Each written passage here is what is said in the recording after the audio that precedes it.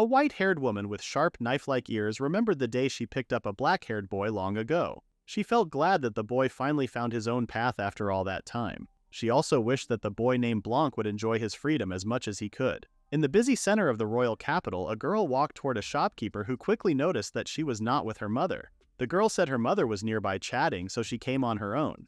The shopkeeper simply laughed because he already expected that from her mother, who loved to talk. At that moment, some people around them noticed something in the sky.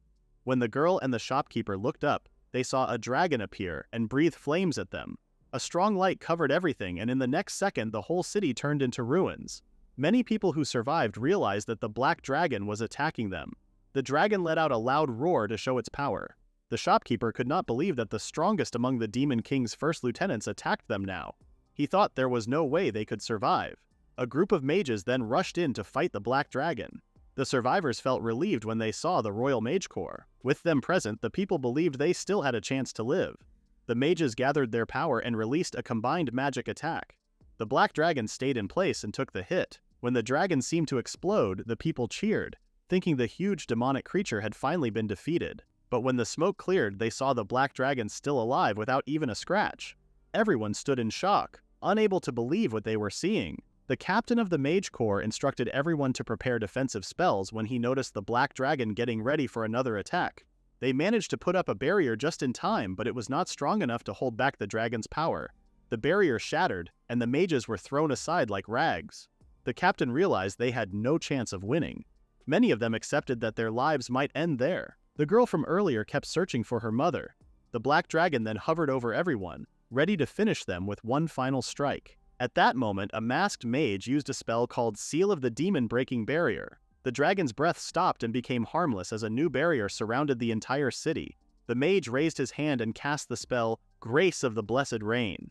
The people below were confused when the rain fell, but soon noticed that their wounds were healing. They wondered what was happening.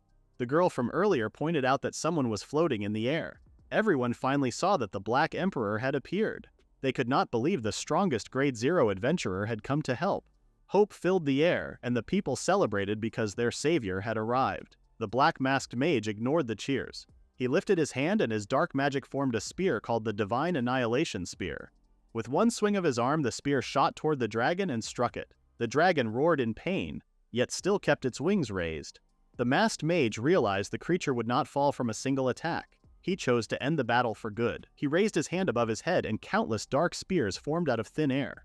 He planned to continue until the dragon finally fell. The dragon grew angry and released another blast of fire. The masked mage already knew the same attack would not work on him. He refused to let the dragon escape again. With a wave of his hand, the floating dark spears spun quickly and then launched toward the dragon. The dragon's body was pierced in many places. Much of its flesh disappeared, and only holes remained in its lifeless form. Everyone watched in silence as the creature known as the Black Dragon fell from the sky. The people then cheered for the Black Emperor's victory, and for the lives that had been saved. The Dark Emperor watched them quietly for a few seconds before leaving as if nothing had happened. The people called his name, but they did not even get the chance to thank him. The girl from earlier stared at her savior as he departed, her eyes full of admiration. Later, at the Adventurers Guild headquarters, a receptionist ran to the black-masked mage and asked what had happened to the request. The other adventurers looked worried as he entered the building. He calmly told the receptionist that the job was finished. The adventurers inside the hall cheered in celebration. The receptionist felt relieved that he managed to defeat the Black Dragon, a creature many believed was impossible to beat. The black-masked mage explained that this was what he had trained for the whole time. The receptionist thought he meant it was only for the Black Dragon. He said that it was part of his deal with them to take down the dragon. The receptionist remembered that the deal was connected to his quitting as an adventurer. She froze along with the others. The black-masked mage then made it clear that he was retiring as a Grade Zero adventurer. Everyone felt stunned by his decision. In this world, only 8 people held the title of Grade Zero adventurer. They were known as the strongest among all humans. The news of the Black Emperor's retirement spread quickly across the world. Nations and guilds rushed to stop him or convince him to join them. No matter what they tried, they could not track him down. In the end, the Black Emperor disappeared. 3 years later, a black-haired boy arrived at his destination, a small town in the distance. He believed it was time to begin a new life. Blanc registered as a new adventurer and received his license, which showed he started at grade 10. The receptionist explained that the plate he infused with mana was now his official license. She reminded him that he needed it whenever he accepted or reported requests, so she asked him to keep it safe. She asked if he had any questions. Blanc said he had none, thanked her, and realized he did not know how to address her. The receptionist apologized for introducing herself late. Her name was Lena. She welcomed Blanc to Claret in the kingdom of Rarat and wished him good luck in his work as an adventurer. As Blanc walked through the streets, he realized Claret was a pleasant town. The Radiola Empire where he once lived was the largest nation on the continent and home to the Adventurers Guild headquarters. The capital was prosperous, but the heavy foot traffic had been difficult. Blanc had grown tired of being pushed around by crowds. 3 years had passed since then. To hide his identity as the Black Emperor, he changed his combat style and chose to use a sword. It took time to master it. He hoped he would not need a weapon in this new part of his life. In the end, he reached his goal of becoming a grade 10 adventurer. When he passed by the city gates, the gatekeeper waved and called out to him. The man seemed to think Blanc finished his registration without trouble. Blanc walked toward him and thanked him for the directions to the guild earlier. The gatekeeper wished him luck since the town sat on the edge of the demon forest. He said having more adventurers around was always helpful. Blanc looked surprised when he heard about the demon forest, so the gatekeeper explained that one of the 5 demon kings lived there. He added that the second demon king's territory was said to be close by. Blanc said he heard about it. He remembered warnings about monsters appearing more often, which made even simple herb gathering dangerous. This meant the smaller jobs would pile up in the area. That was exactly why Blanc chose this country. Seeing Blanc so motivated, the gatekeeper said they were counting on a rookie like him. After waving goodbye, Blanc felt it was time to accept the request. Before that, he visited the real estate office. A man welcomed him and Blanc explained that he wanted to buy a house. Most adventurers focused on hunting monsters, so most of their money went to maintaining their gear. Because of that, many of them stayed in inns and owning a home alone was rare. Only elite adventurers bought their own houses. His master once told him that renting or staying in an inn was fine, but having a place to return to felt meaningful. Blanc still did not fully understand that feeling, but he had earned plenty over the past 3 years, so he thought it was a good time to spend some of it. He and the employee sat down to talk and Blanc was asked about his preferences. Blanc said he wanted something large with a bath. The employee said they had a place like that, although it was on the edge of town near the plains, so he could not promise there would be no monster activity. He then suggested checking it right away if Blanc had no problems with the location. Blanc agreed immediately and followed him to the house. Blanc looked around the place, and while he did, the employee explained that it matched his requests, but its distance from the city center was the only drawback. Blanc agreed that it might be a little inconvenient, but compared to living deep in the mountains, it felt easy. He told the employee that he liked the house and decided to take it on the spot. The employee thanked him and said they had struggled to find a buyer because of certain issues. He then asked how Blanc wanted to pay. Without hesitation, Blanc handed over a bag of gold coins and said he would pay in full right away. The employee's eyes widened and he shook the bag in surprise. Blanc realized he had made the moment awkward. Carrying 1,000 gold coins was annoying, but for a house worth 10 million belks, it felt cheap compared to the 10 billion he received for defeating the Black Dragon. The house might be a bit large for someone living alone, but tight spaces never suited him. He lifted his low-ranked adventurer license and smiled. For some reason, he felt genuinely happy about becoming a grade 10 adventurer. In the past, in the Adventurers Guild, a young Blanc had just registered as a new adventurer and already ranked as grade 7. The other adventurers talked behind his back and complained about how he suddenly reached a high grade after receiving a recommendation from a grade 0 adventurer. They believed he would fail sooner or later. His master patted his head and told him to ignore their noise. She said their world relied on results and told him to silence them through his actions. Blanc understood this and began proving himself. He cleared difficult requests again and again. In time, he received the nickname Black Emperor, and people talked about how he finished every request without complaints. When they saw how real his skills were, no one questioned how quickly he rose to grade 0. Blanc later met his master and received his final task as her disciple. She told him to slay the Black Dragon, servant of the first Demon King. Once he finished that, he would be free to go. When he heard this, Blanc wondered if the word free held any special meaning. Even so, he decided to move since his master had ordered it. When he reached the Adventurers Guild, the receptionist explained that another noble had sent a request for the Black Emperor. Since he never turned down any request, he became known as someone reliable and strong. Blanc said he was only doing what he was told. A group of young adventurers then rushed into the guild after finishing their requests. The receptionist warned them not to run indoors. Blanc asked who they were. She explained they were new grade 0 recruits who had just registered. She remembered that he started at grade 7. She said these kids could not take on monsters as he could, so they were starting with simple tasks like gathering herbs and cleaning the city to gain experience. Blanc wondered what the point of being an adventurer was if they could not slay the Demon King's beasts or explore unknown places. He doubted that this kind of small task held any real meaning. Suddenly, a citizen thanked the kids for helping them the other day. Blanc noticed how cheerful the person looked. At that moment, he realized that even if the kids only did small chores, those herbs they gathered became medicine, and keeping the streets clean helped prevent sickness from spreading. Even the smallest tasks had meaning, and these kids were helping not only adventurers, but also the daily lives of ordinary people. Blanc had focused so much on killing monsters that he never saw this side of things. Adventurers were meant to defeat monsters, and he had done his part by taking down important targets for the nobles. But he began to wonder what that really meant. The monsters nobles wanted hunted lived far beyond human lands, and would not even be bothered if not for official requests. The monsters he killed became trophies, their bodies turned into collectibles, chased out of greed and not a real purpose. Those requests never truly helped anyone. He wondered who was now the real errand boy. He realized he wanted to do work that actually helped someone. But he was a grade 0 adventurer, and requests from nobles would not stop.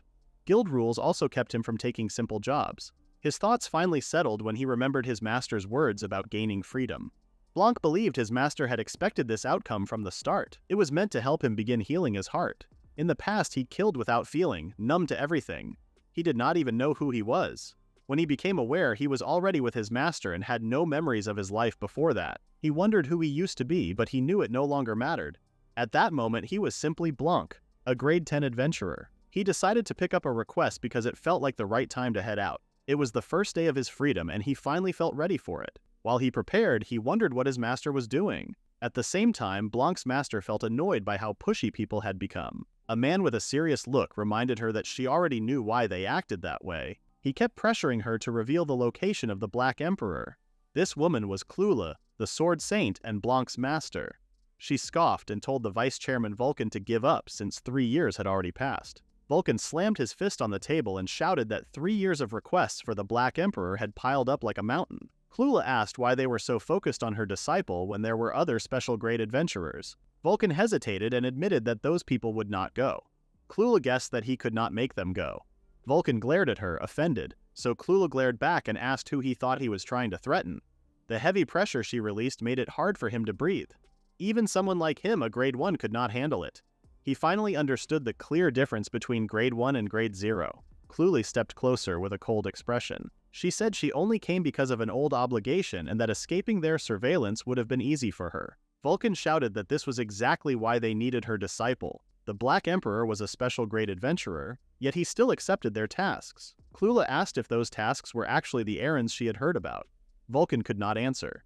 Clula reminded him that her disciple once had no will of his own, and people like them used that weakness until he was worn out. She pushed him to become an adventurer so he could find his own strength and a reason to live. She said her disciple was never meant to be their tool. Now that he had found his own will, people like Vulcan had no right to interfere. Vulcan tried to stop her, but Clula left the room without turning back. She felt a headache coming as she looked out the window and wondered how her kid was doing. As long as he was safe, that was enough for her. She felt like her part in all of this was finally over. She decided it was time to see Blanc herself. Meanwhile, Blanc eagerly checked the request board for grade 10 adventurers. The request board was filled with quests about gathering herbs, running small errands, cleaning the town, and finding lost pets. After seeing how many of them there were, Blanc realized that grade 10 requests were not popular at all. He also noticed that the higher the rank became, the fewer requests appeared, and hunt-type requests only started to show up at grade 4. After thinking for a moment, Blanc chose a request from the board and handed it to the receptionist. Lena confirmed it was a Heriagrass collection request and took his license and the form. She placed them inside a strange box and waited. After a short while, she said the request was now accepted. She explained that it was already recorded on his license and that he could check it any time.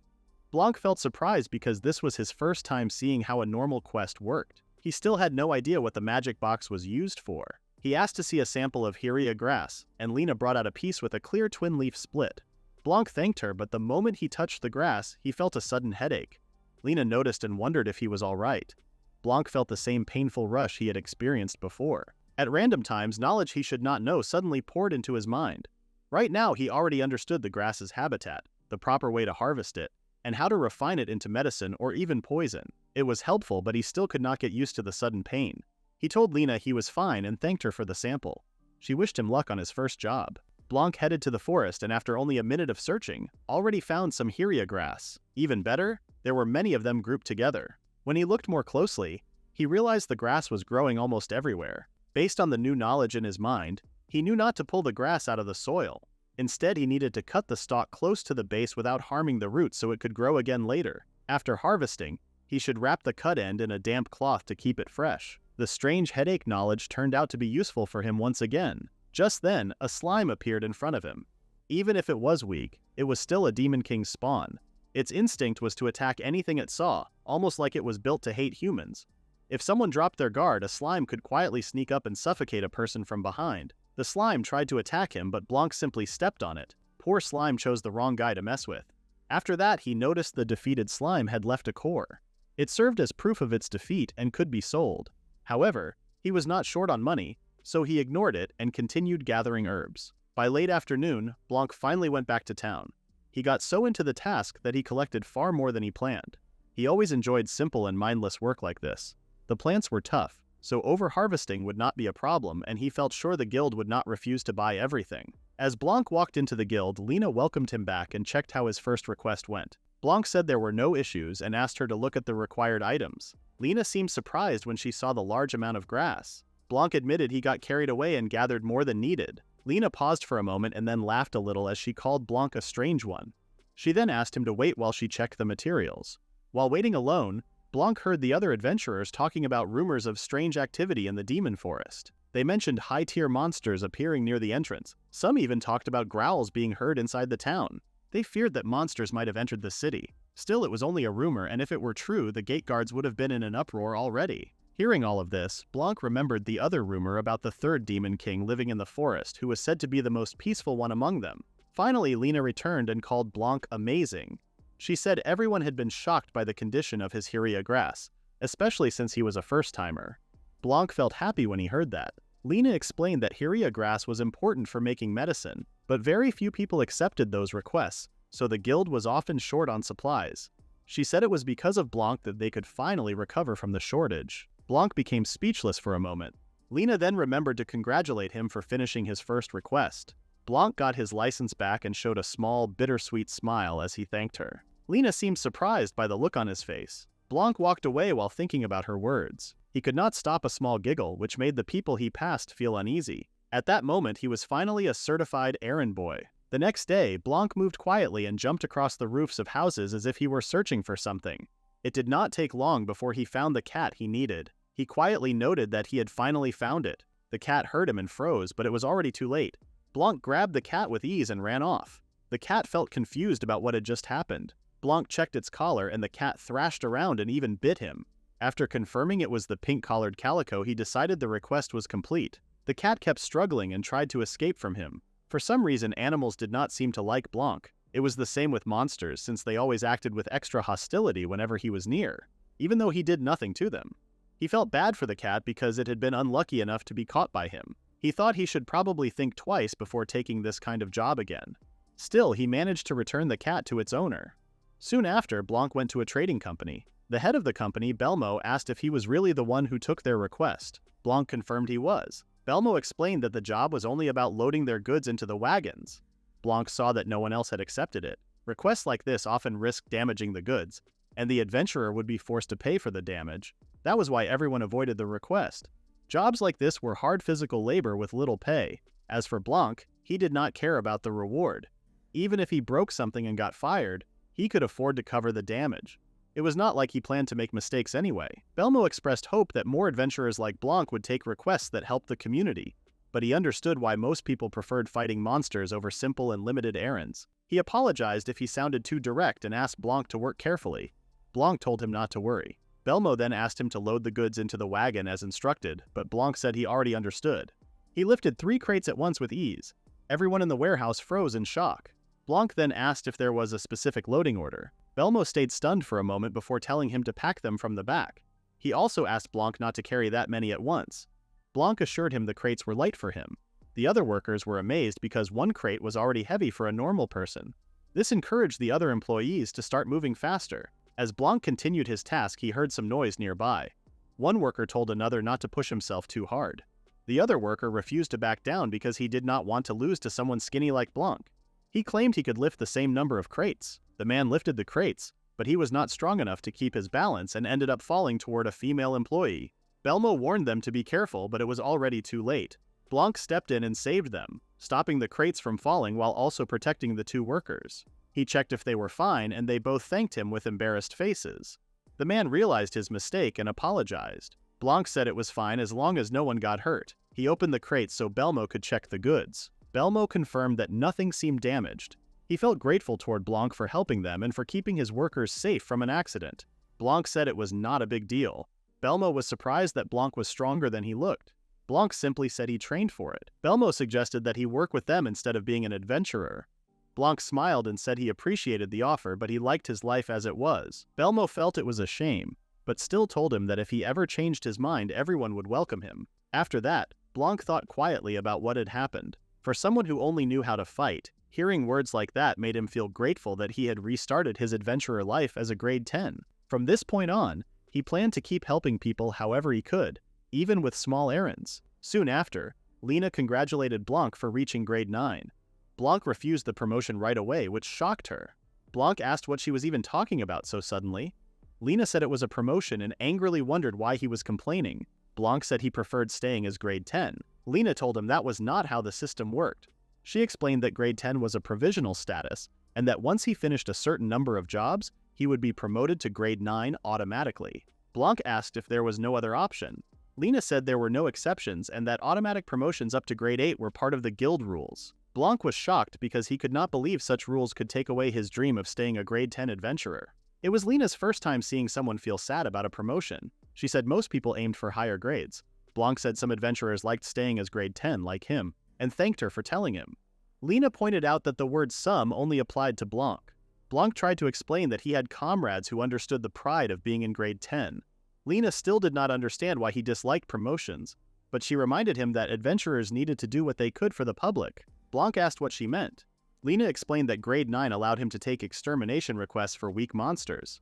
Even those monsters were real dangers for civilians with no fighting ability. Adventurers kept people safe by dealing with them. More importantly, their true duty was to clear monster-filled areas and expand safe places for humans. She said that was their greatest mission. Blanc stayed still as he quietly agreed with her. He had only been doing requests without thinking much about them. He realized he should also think about hunting monsters, at least for people who could not protect themselves. Lena said that being promoted to grade 9 did not mean he could no longer take grade 10 requests. She said he could still continue doing herb gathering jobs. Blanc felt happy when he heard that and wondered if he could still take low-level requests. If that was true, then he felt fine about getting promoted. Lena grew tired of arguing and decided to process his rank change right away. She asked for his adventurer's license, and Blanc realized the mystery box was involved again. After his license was updated, Lena congratulated Blanc for reaching grade 9. However, Blanc looked upset. Now that he had ranked up, Lena had a request she wanted to assign to him. Blanc felt surprised and confused about why she would give a task to someone who had just moved up from grade 10. Lena said she thought he was fine with it. Blanc said he was fine, but not emotionally. Lena then mentioned that a newly registered grade 10 adventurer had appeared. Suddenly, a girl walked up to them and asked Lena if Blanc was the person she had talked about. The girl happily asked if Blanc would be the one who was going to be her mentor. Blanc felt surprised that he already had a cute junior looking up to him. Hearing the word mentor left Blanc unimpressed, and he refused right away because he felt he was not the kind of person who could guide anyone. Lena worriedly asked why he would say something like that and reminded him to at least let the girl finish talking before deciding. Blanc explained that he was still a newbie and did not think he was qualified to teach anyone. Lena then said the guild was formally asking him to handle this task. She also pointed out that he was partly at fault. She reminded him that he kept taking many grade 10 requests, which made it harder for other rookie adventurers to rank up. Blanc said he had been accepting them, but it was not like he took every single one. Lena agreed, but the real issue was the type of requests he avoided. She reminded him that he often skipped animal-related requests like finding cats. The guild found it strange to mention, but those requests depended a lot on luck and had a low success rate. Compared to Hyria grass, rarer herbs or ones with higher contribution points were harder to recognize, which increased the difficulty and slowed promotion for others. Blanc had not even realized this. Back in his old days, requests piled up faster than they could handle, so he never imagined he could cause trouble by taking too many. He only wanted to help, but ended up making things harder for everyone. Lena then apologized because she felt she sounded like she was complaining and said Blanc did not really do anything wrong. She explained that the guild actually appreciated how he handled the overflow of errand requests, and the herbs he delivered had a strong reputation. She said no one had ever focused on grade 10 requests this much before, and this was the reason they were asking him for this favor. They wanted him to share his skills and knowledge with others. She assured him they would compensate him because knowledge was valuable. The guild would give him proper rewards. She even offered to raise his rank as a bonus but took it back right away when she saw his unamused face. After that, she asked if he would accept the request. The girl behind Blanc looked expectant. Blanc did not mind teaching the skills, but he wondered if he could even share knowledge he was not sure he truly understood. Still, if he had caused these problems, then he felt he could not ignore them. He decided to accept the request. The girl looked happy and thanked him. Blanc introduced himself in a simple way. The girl bowed at a 90-degree angle and introduced herself as Arya. She said she was still inexperienced but would do her best. Blanc told her not to be too formal, but Arya disagreed because she believed she was learning from a senior. Blanc felt impressed by her energy and became excited to gain a fellow errand lover. He hoped they would do their best together. His behavior left Arya confused. Lena then mentioned that Blanc might look a bit strange, but his skills were real. She told them to take care and wished them good luck. Blanc picked up the request form while Arya waved goodbye to Lena. Blanc's first task was to teach Arya how to handle grade 10 herb gathering requests. He asked how much she already knew. Arya said she only knew about Hiria grass and not much else. Blanc suggested starting with Hiria grass. Arya quickly uprooted one nearby and showed it to him. Blanc explained that she should not pull them out by the roots. He said the plant would grow again if she left the roots in the ground. He then showed her how to cut the stem carefully without harming the roots and wrap it in a damp cloth to keep it fresh. He mentioned that putting the grass and water inside a container also worked, but he did not really recommend it. Arya asked why. Blanc said Hiria grass was not rare or valuable, so it was not worth the extra effort. Arya agreed. Still, Blanc added that the same method worked for other herbs too, so it was good to remember. When he noticed her expression, he asked what was wrong. Arya called him amazing, just as Lena had said. Blanc replied that these were only basic things. Even so, Arya still thought it was impressive. She thought she understood Hiria grass, yet she never considered what to do with it after picking it. She said that grade 10 jobs might be called errands, but even simple herb gathering could not be done carelessly. Her words made Blanc show a faint smile. He eagerly agreed and warned her not to underestimate errands, because they would come back to trouble her. Arya laughed at his sudden saying and asked him to teach her more. Blanc continued the lesson and pointed to something near her foot. Arya looked surprised and asked what it was and if she should cut it the same way. Blanc said it was lulut grass, mainly used to restore mana. As he showed her how to harvest it, he warned her to be careful when using it. At that moment, he felt something strange nearby. Blanc looked behind him, but he saw nothing. He wondered what he had sensed a moment earlier. Arya asked what he had been warning her about, and Blanc explained that the grass would upset a person's stomach if it was not prepared the right way. For now, he thought he had imagined everything. Soon after, Lena congratulated Blanc for reaching grade 8. Blanc did not look happy, although he still thanked her. He nervously asked if he would stay stuck and never return to grade 7 if he refused the promotion exam. Lena told him to accept it because it was the rule. She also pointed out that ever since Blanc started guiding Arya, her growth had been amazing, and she reached grade 9 in a short time. Blanc felt bad for Arya because he assumed she was upset. Lena said one Blanc was already enough and that Arya was actually very happy. She explained that the program had only been a test, but now they planned to make the beginner mentorship a regular part of training. Blanc was relieved that it helped. Lenny then said she hoped Blanc would take a combat request someday. Blanc quietly gave her another non-combat request. Lenny said she would process it for him. At that moment, some adventurers started talking behind Blanc's back. They called him the infamous errand boy. One of them did not know the nickname, so another explained that Blanc was the rookie who refused combat quests and only took errands. Most people started hunting early and ranked up fast. He pointed out that a rookie who joined long after Blanc already reached grade 7. Since Blanc had no interest in leveling up or fighting monsters, they wondered why he even became an adventurer and why the guild still favored him. They complained that the guild even let him mentor a cute new girl. They thought it was unfair. Lena heard them and knew Blanc heard them too, so she asked him not to let their words bother him. She said errands were still important to the guild. Instead of looking down, Blanc looked proud. He could not believe he already had a nickname. Lena ignored his reaction and continued processing his request. After seeing Blanc leave, Lena leaned on the counter and smiled as she quietly called him a weirdo. Another receptionist named Rena slipped behind her and surprised her.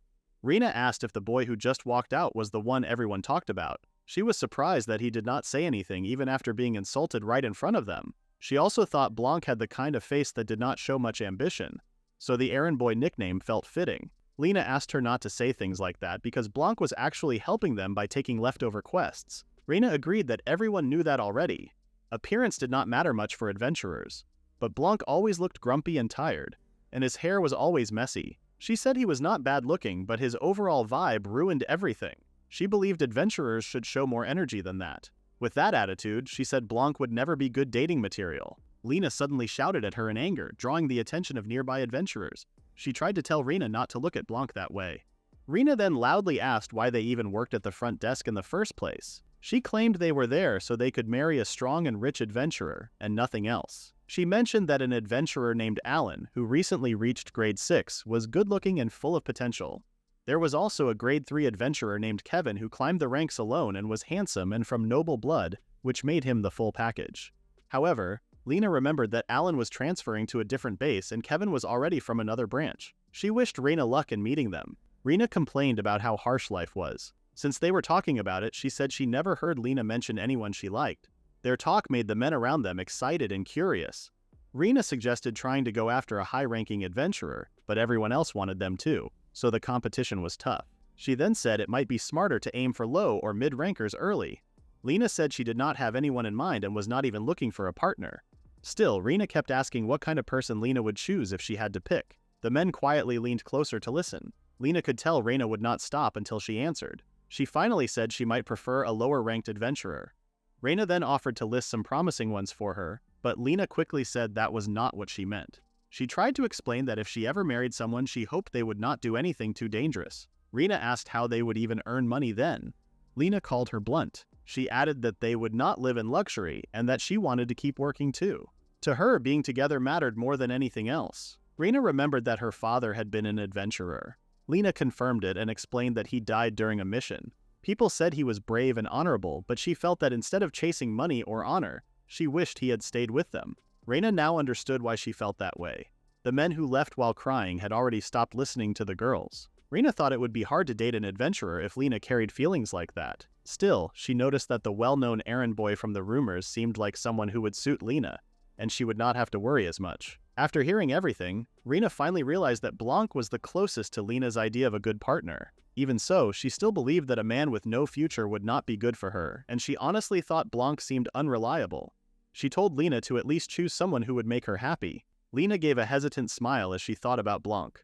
Meanwhile, Blanc met Arya again while he was doing an errand. He guessed she wanted him to go with her for a request, but he said he would not join if it involved fighting. Arya said it was only an Olim fruit collection request, and those fruits grew in the demon forest. She had never been inside the forest before and felt nervous to go alone, so she hoped he would come with her. When she mentioned it, Blanc realized he had never gone there either. Arya then noticed he was in the middle of a job and apologized for stopping him.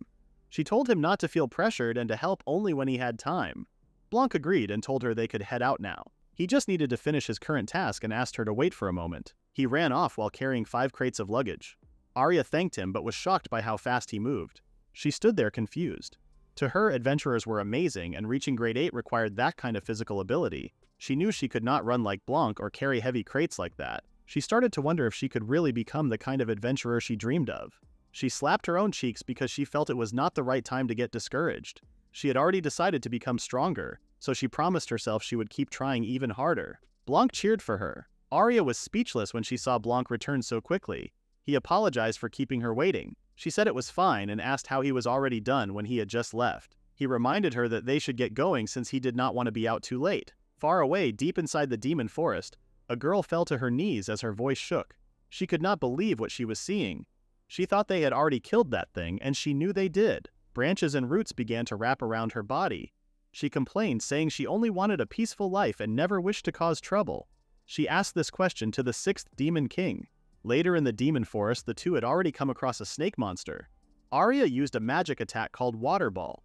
The monster was hurt and blinded by the water, giving her a clear opening. She took that chance to swing her sword down and landed a solid vertical slash. Blanc applauded Arya and praised her skill. Arya said she had trained to become an adventurer, and Blanc could see that. He also noticed that only weak monsters appeared near the entrance of the forest, so even low-rank adventurers could handle many of them. He asked if she had always wanted to become an adventurer. She explained that 3 years earlier, the town she lived in was attacked by the Black Dragon.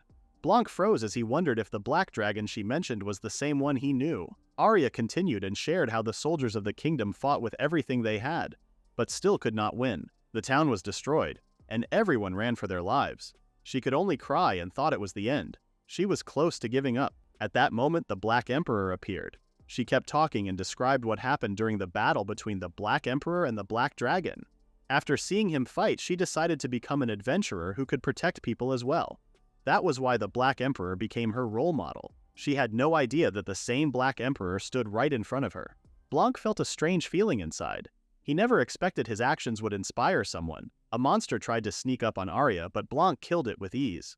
Arya looked back and asked if something was wrong, and Blanc said it was nothing. To shift the mood, he then commented on how Arya showed good form with her sword. At that moment, Arya discovered the Olim fruits.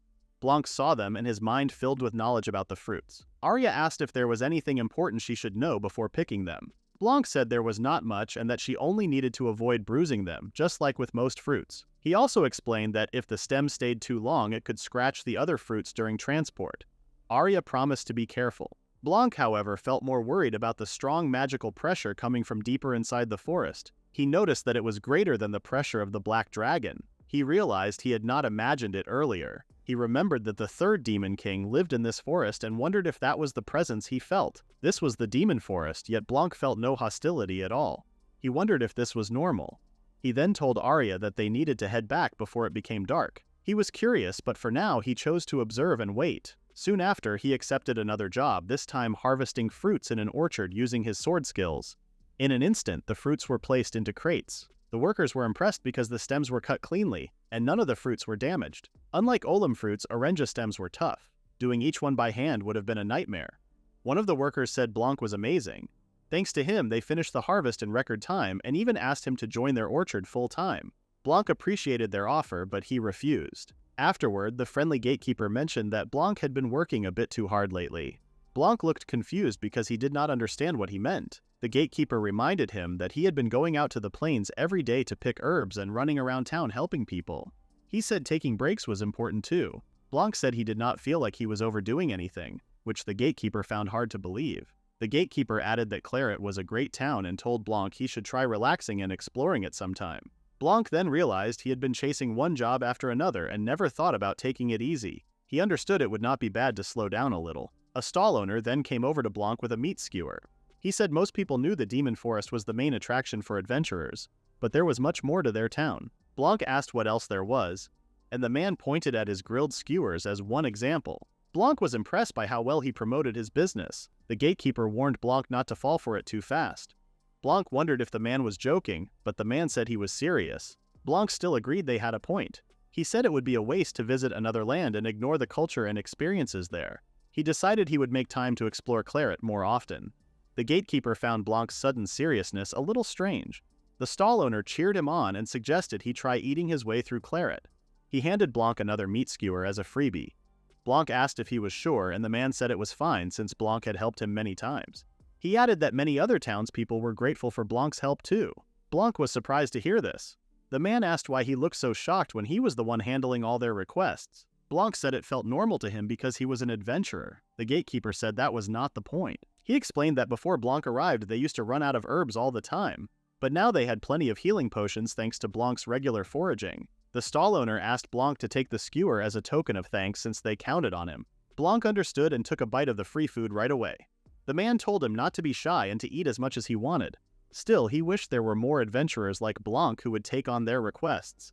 He said promotions and rewards were tied to harder missions, so it was tough for regular townspeople to ask for help. Most monster hunting jobs came from the guild, research labs, or nobles, so of course, the pay was better than the simple errands they offered. Blanc did not remember food tasting this good before he came to Claret. He wondered why he had been so lifeless back then. He felt sure it was because of his master, and he believed he owed her that much. The man beside him suddenly said he still understood the feeling. He disliked it, yet he admitted that monster hunts were actually cool. The gatekeeper agreed since moments like that stirred the adventurer spirit. Blanc added that simple errands could be cool as well. The two men went quiet. They knew he was a kind person, but his way of thinking still felt unusual, even though they did not mind it. They only reminded him not to worry Lena too much. A moment later, the rest of the townspeople walked over and told the men not to keep Blanc to themselves. Everyone gathered around him and offered their goods for free as thanks for his help. Blanc tried to pay, but they insisted he accept everything. The skewer seller and the gatekeeper watched with warm smiles. After a while, another shop owner noticed Blanc walking down the street carrying many gifts. She assumed things had gotten out of hand for the charming troublemaker. Blanc thanked her but felt bothered by the new nickname. The woman then offered him flowers as well.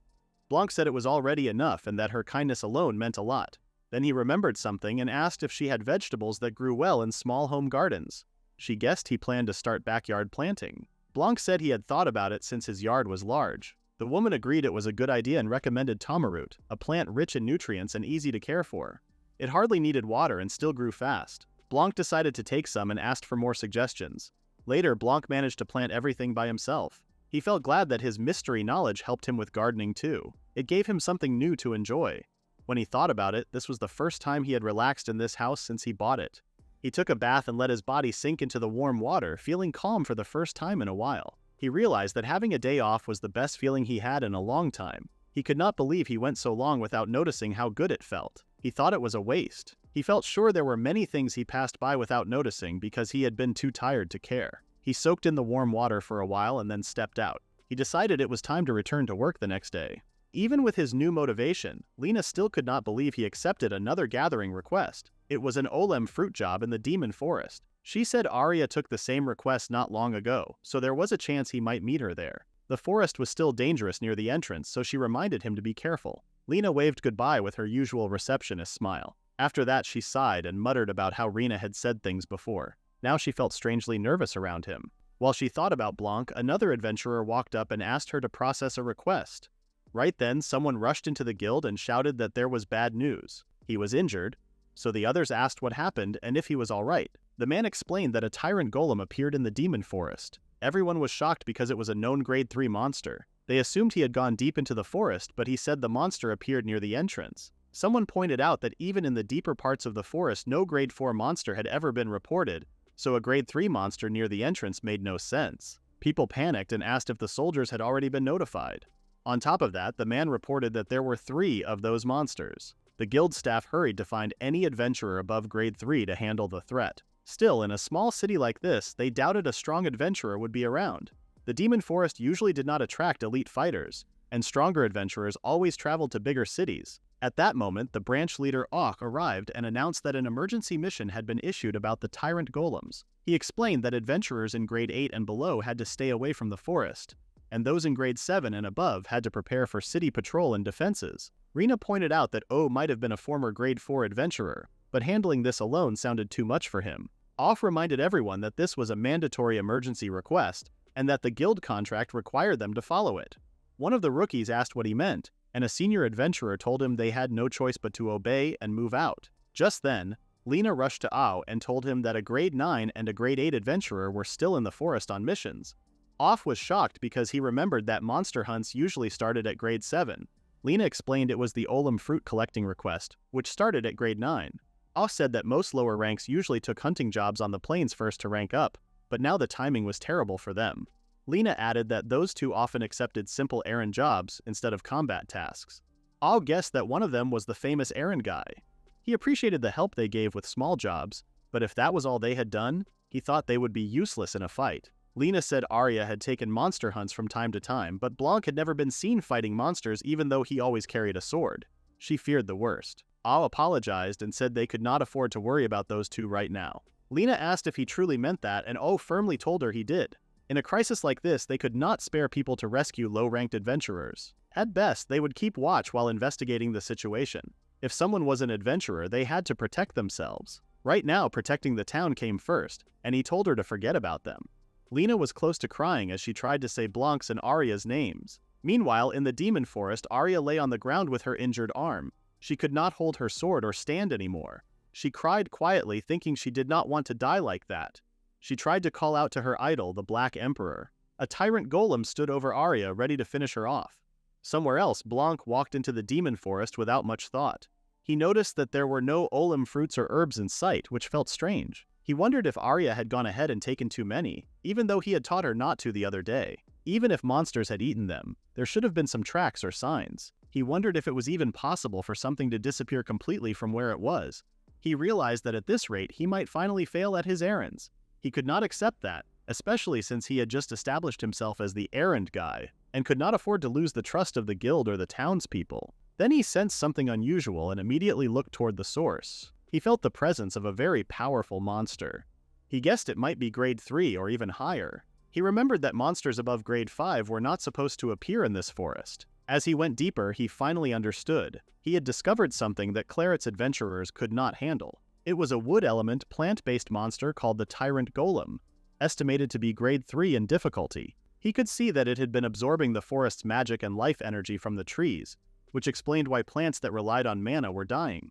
He was surprised it had been hiding in the uncharted depths of the forest. In other words, this monster was the reason he might fail his first quest. He decided to fight it and then return to his regular errands. At that moment, he sensed someone else nearby. He heard a familiar voice faintly asking for help. He froze as he saw an injured Arya calling weakly for help. His body moved on instinct. He grabbed Arya, protecting her from the monster's attack while cutting it in half. The sliced monster roared in pain. Blanc quickly used a healing potion, pouring it into her mouth. Arya's wounds disappeared instantly. That would keep her stable for now. He had never really needed the potion himself, but he was glad he always carried high-quality healing potions. Suddenly, he noticed a strange haze. He felt confused and remembered that his master had taught him about it before. He had forgotten the details, so he decided to ask her the next time they met. As he carried Arya back to town, he felt something was wrong. He looked back and saw an attack flying straight toward him. He quickly dodged by flying into the sky while still holding Arya in his arms. He wondered what was happening in this forest. 2 more tyrant golems had appeared, and Blanc realized how badly the forest had changed. One of the monsters fired a shot, but Blanc easily slipped away from it in the air. If there had been only one, he could have believed it wandered out of the deeper part of the forest by accident, but seeing 3 of them raised real doubts. Another monster swung a punch. Blanc was surprised by how fast it moved even with its huge size, yet he still avoided the hit. He had never heard of golem-type monsters forming groups or coordinating their attacks. He remembered they were not supposed to be this smart. That was when he realized someone else was controlling these monsters from the shadows. He apologized to Arya as he shifted the way he carried her and promised to finish things quickly. He leaped higher to dodge another attack and noticed how strong the strike felt. Still, if they could not touch him, their power did not matter.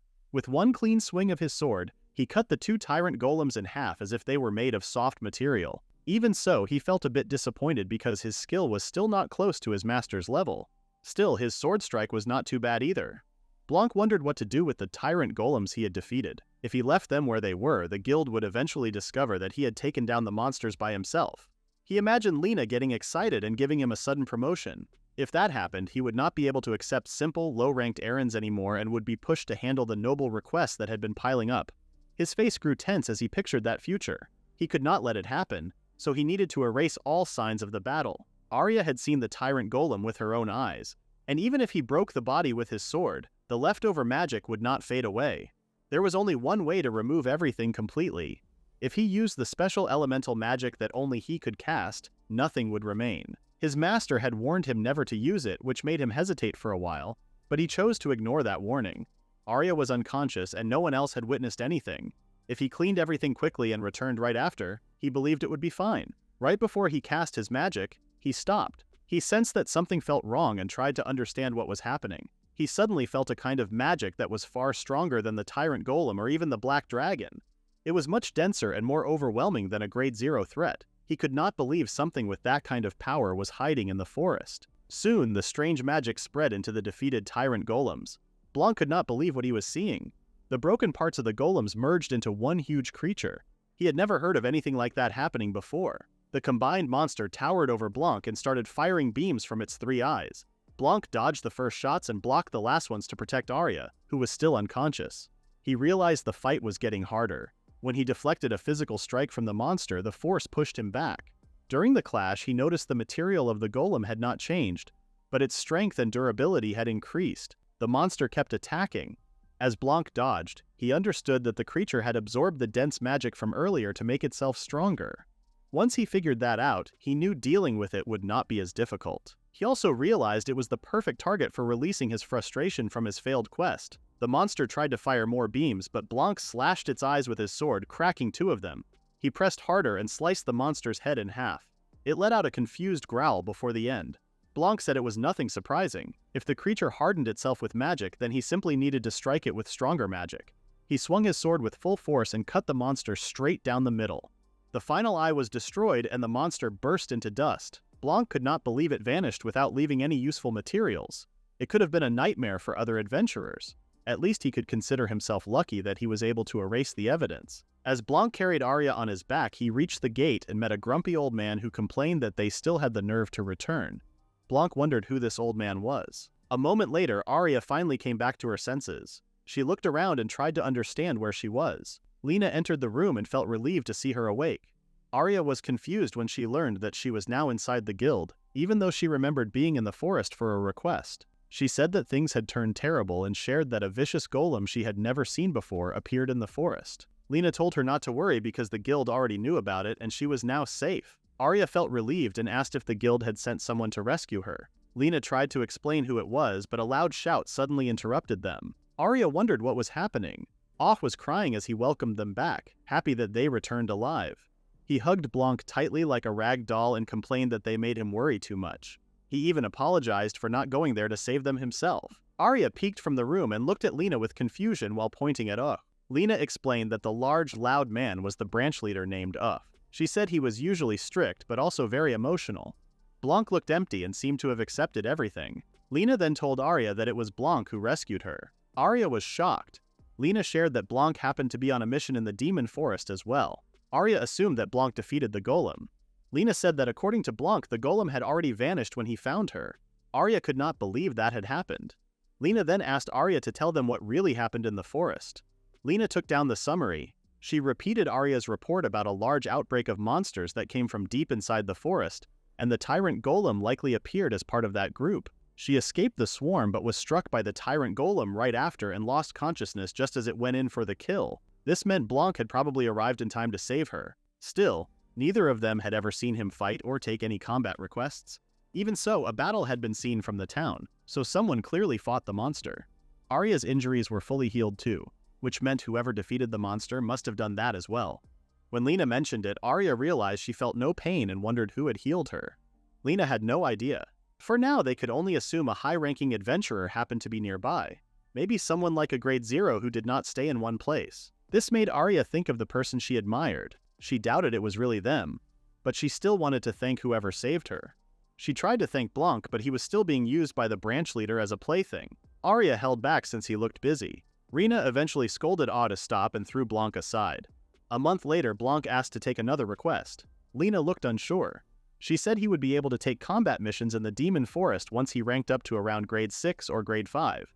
It turned out requests for grade 7 and below were suspended, and only those at that grade and above could keep working as part of the task force in the forest investigation. Blanc said it had been a whole month already, and he could not believe they were still examining the forest. Lena explained that the forest was huge and that the adventurers' safety mattered most. Low-rank adventurers were taking all the town jobs they usually avoided, so there was almost nothing left to assign. She then happily told Blanc it was finally his chance to take the promotion exam. However, Blanc was already gone from sight. He walked out of the guild while looking defeated. He had not expected a monster like that to create so much trouble. If there were no jobs left, then he felt he had no choice. He could simply go home and look after the garden again.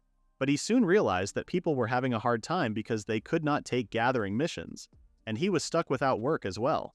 He was only sitting around and waiting for someone else to solve the problem. He wondered if that was the kind of choice someone who called himself an errand adventurer who wanted to help people should make.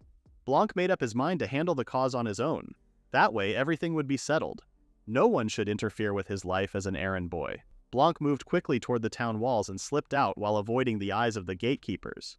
He headed straight for the forest. The others had said that the demon forest was huge. For the moment, Blanc tried following the same magic signature he had sensed before. It would have been faster to fly, but he knew that if something sensed his magic, it would become troublesome. After some thought, he chose to simply run. It did not matter how large the forest was to him. If he kept going, he would eventually reach his goal. As he moved forward, he noticed some of the monsters Arya had mentioned earlier fleeing from the deeper parts of the forest. They were grade 6 rock grizzlies. The monsters tried to jump at him, but Blanc easily avoided them while feeling a bit sorry. He was in a hurry and did not have time to deal with them.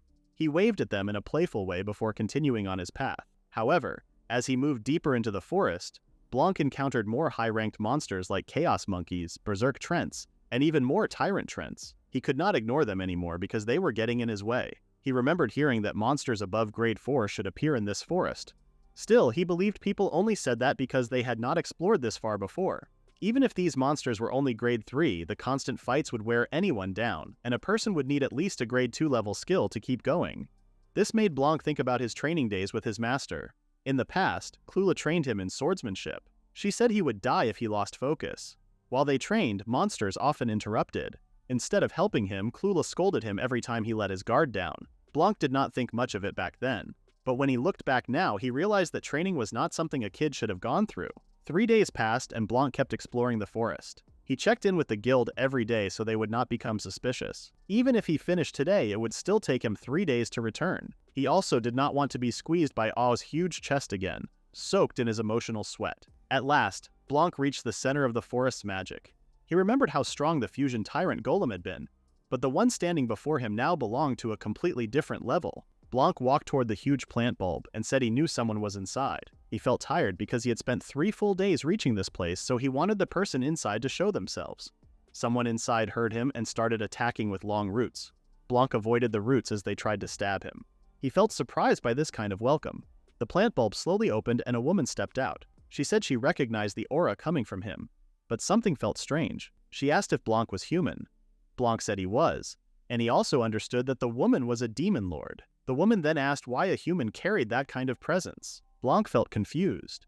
She explained that Blanc had the aura of the 6th demon lord. Blanc wondered what she meant since he had been told there were only 5 demon lords.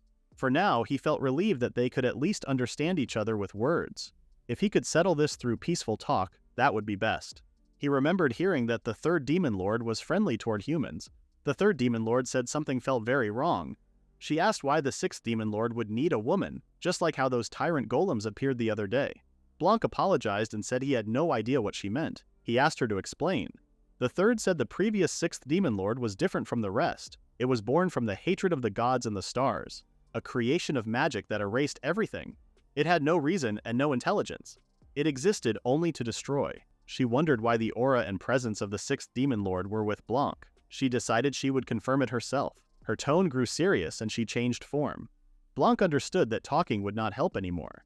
He knew things were turning bad. He cut down the branches that attacked him, but using his sword against her was not easy. Even if they spoke the same language, a demon lord was still an enemy of humanity. The 3rd tried to finish him with a final attack. Blanc realized he needed to get serious. He quietly muttered a chant and cut through her attack with ease. The 3rd looked shocked as her branches turned into dust. Blanc still felt disappointed. After 3 years of training, he was still getting pushed this hard. He assumed his master would be furious with him at this rate. Blanc summoned several god-slaying spears and destroyed all the roots of the 3rd Demon King. Since no one was around, he did not worry about anyone seeing him use magic. It became a moment for him to fight without holding back. Still, the 3rd seemed to be in denial about something, which left Blanc confused. She claimed there was a trace of the 6th Demon Lord's attribute in his attack, even though it had only been a basic all-elements spell. She grew angry and kept attacking while asking what Blanc really was. Blanc dodged and felt that the same question should be aimed at her instead. He noticed even more roots and branches growing around him. Using a sword would have been the better choice to cut them down, yet he still found himself getting pushed back. Blanc tried to offer answers if the 3rd was willing to speak, but she remained silent. While avoiding her attacks, he thought about how even demon lords did not have endless mana. He searched for an opening to counter, but the 3rd suddenly became serious. She decided she had no other choice. She summoned more branches and closed in on Blanc from every direction. He looked surprised, but he still managed to block them with a barrier. The 3rd smirked, which confused him further. He did not notice the branches rising from below him. They came from his blind spot, the ground he stood on.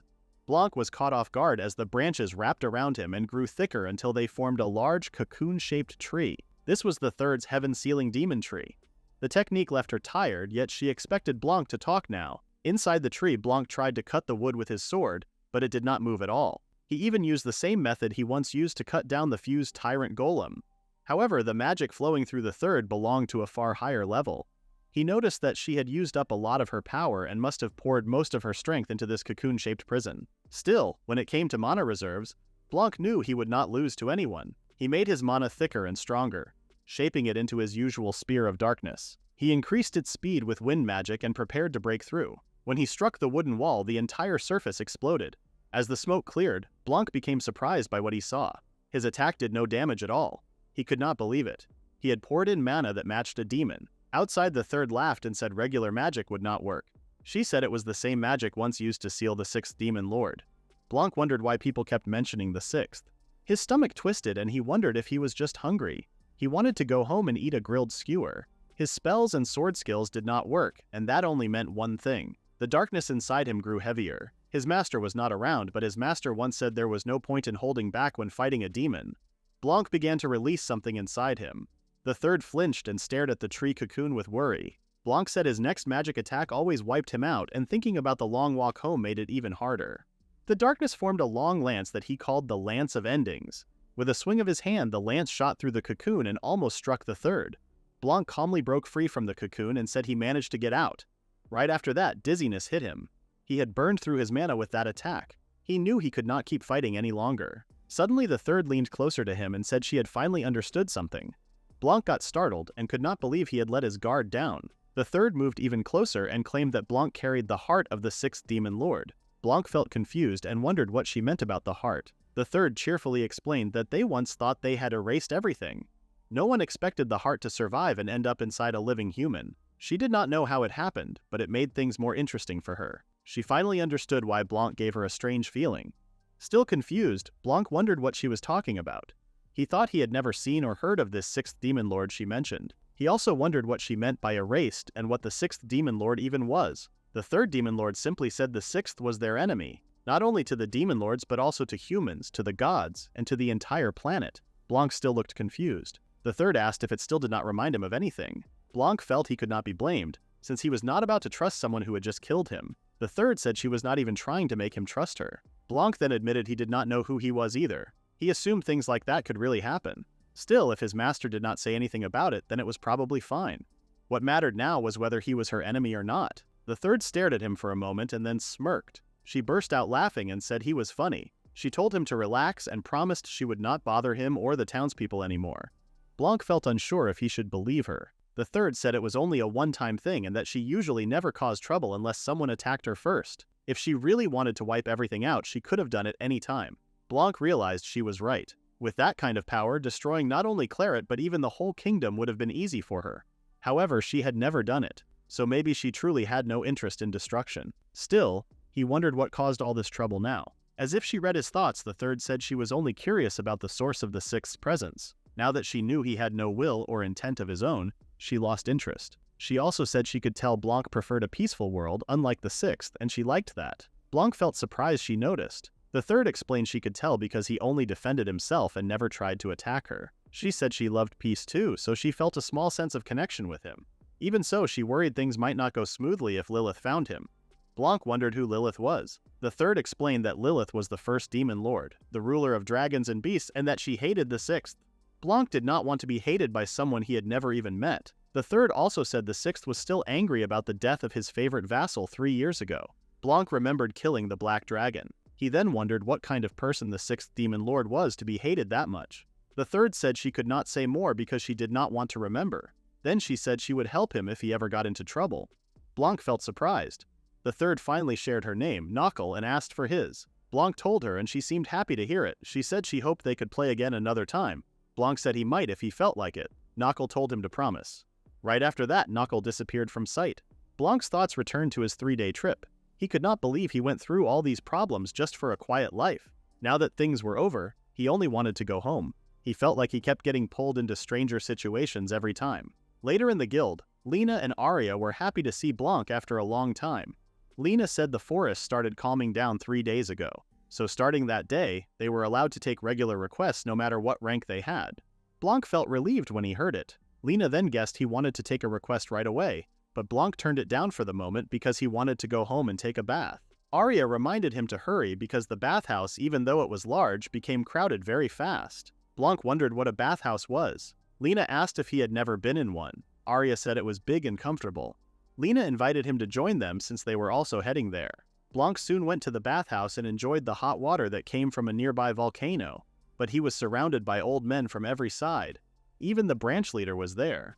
Blanc had become well liked by the older men because of his usual errands, and they wanted to scrub his back to show their thanks. One of them pointed out how popular he was. Blanc liked hot springs, but he still believed the peaceful bath at home was the best. Even so, returning to this kind of welcome felt fine. He relaxed so much that he slowly sank into the water, which made the others panic. The girls heard the noise from outside and hoped nothing bad was happening.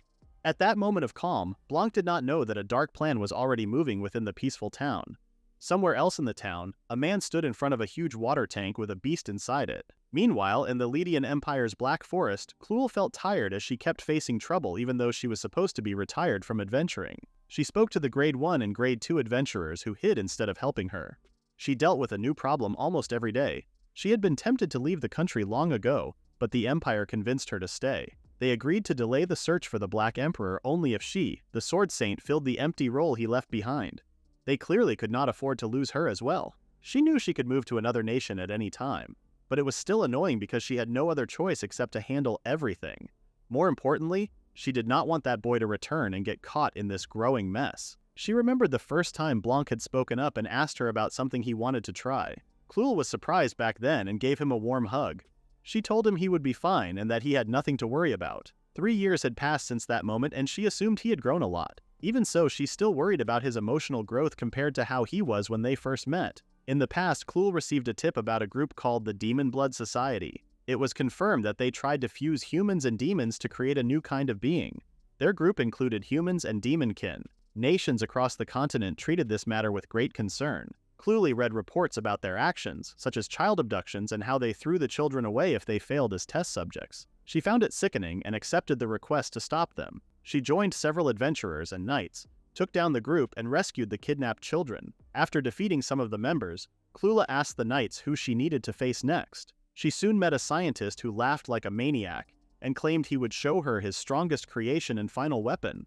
But all Cluel saw was a child. She could not believe a grown man called a child his masterpiece. Before she could plan how to save the child, he suddenly attacked with dark powers and killed the mad scientist, leaving only the scientist's lower half standing. When she saw the child's cold stare, Cluel felt a chill run through her.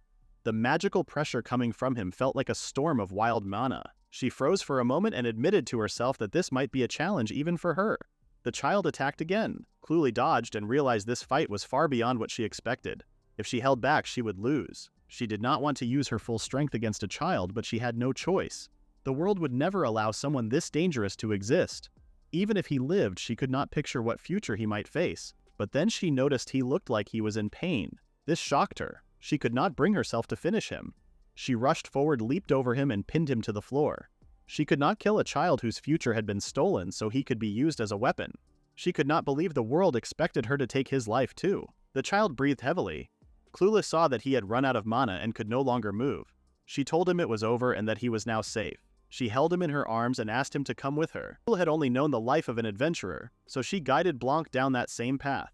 Powers like his always attracted people who wanted to use them. Still, she believed that if he found his own will and his own reason to move forward, he would be fine.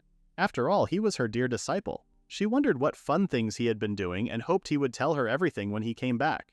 At the same time, Blanc felt cheerful as he stood in front of the bulletin board filled with low-ranked requests. There were so many of them. He finally realized how precious normal daily life was. He believed this was an important lesson and planned to report it to his master. Meanwhile, a boy glared at him with frustration. He thought Blanc was nothing more than a weak errand boy. Blanc looked back with a puzzled expression. The boy believed he was different from Blanc. He felt sure he would rise in rank fast, become a real adventurer, and earn a lot of money. He then raised his voice at the reception counter and asked for a grade 8 request. If he finished it, he would finally reach grade 7. Lena told the boy Gajil that she understood his feelings, but all requests came from clients, and the guild could not create new ones.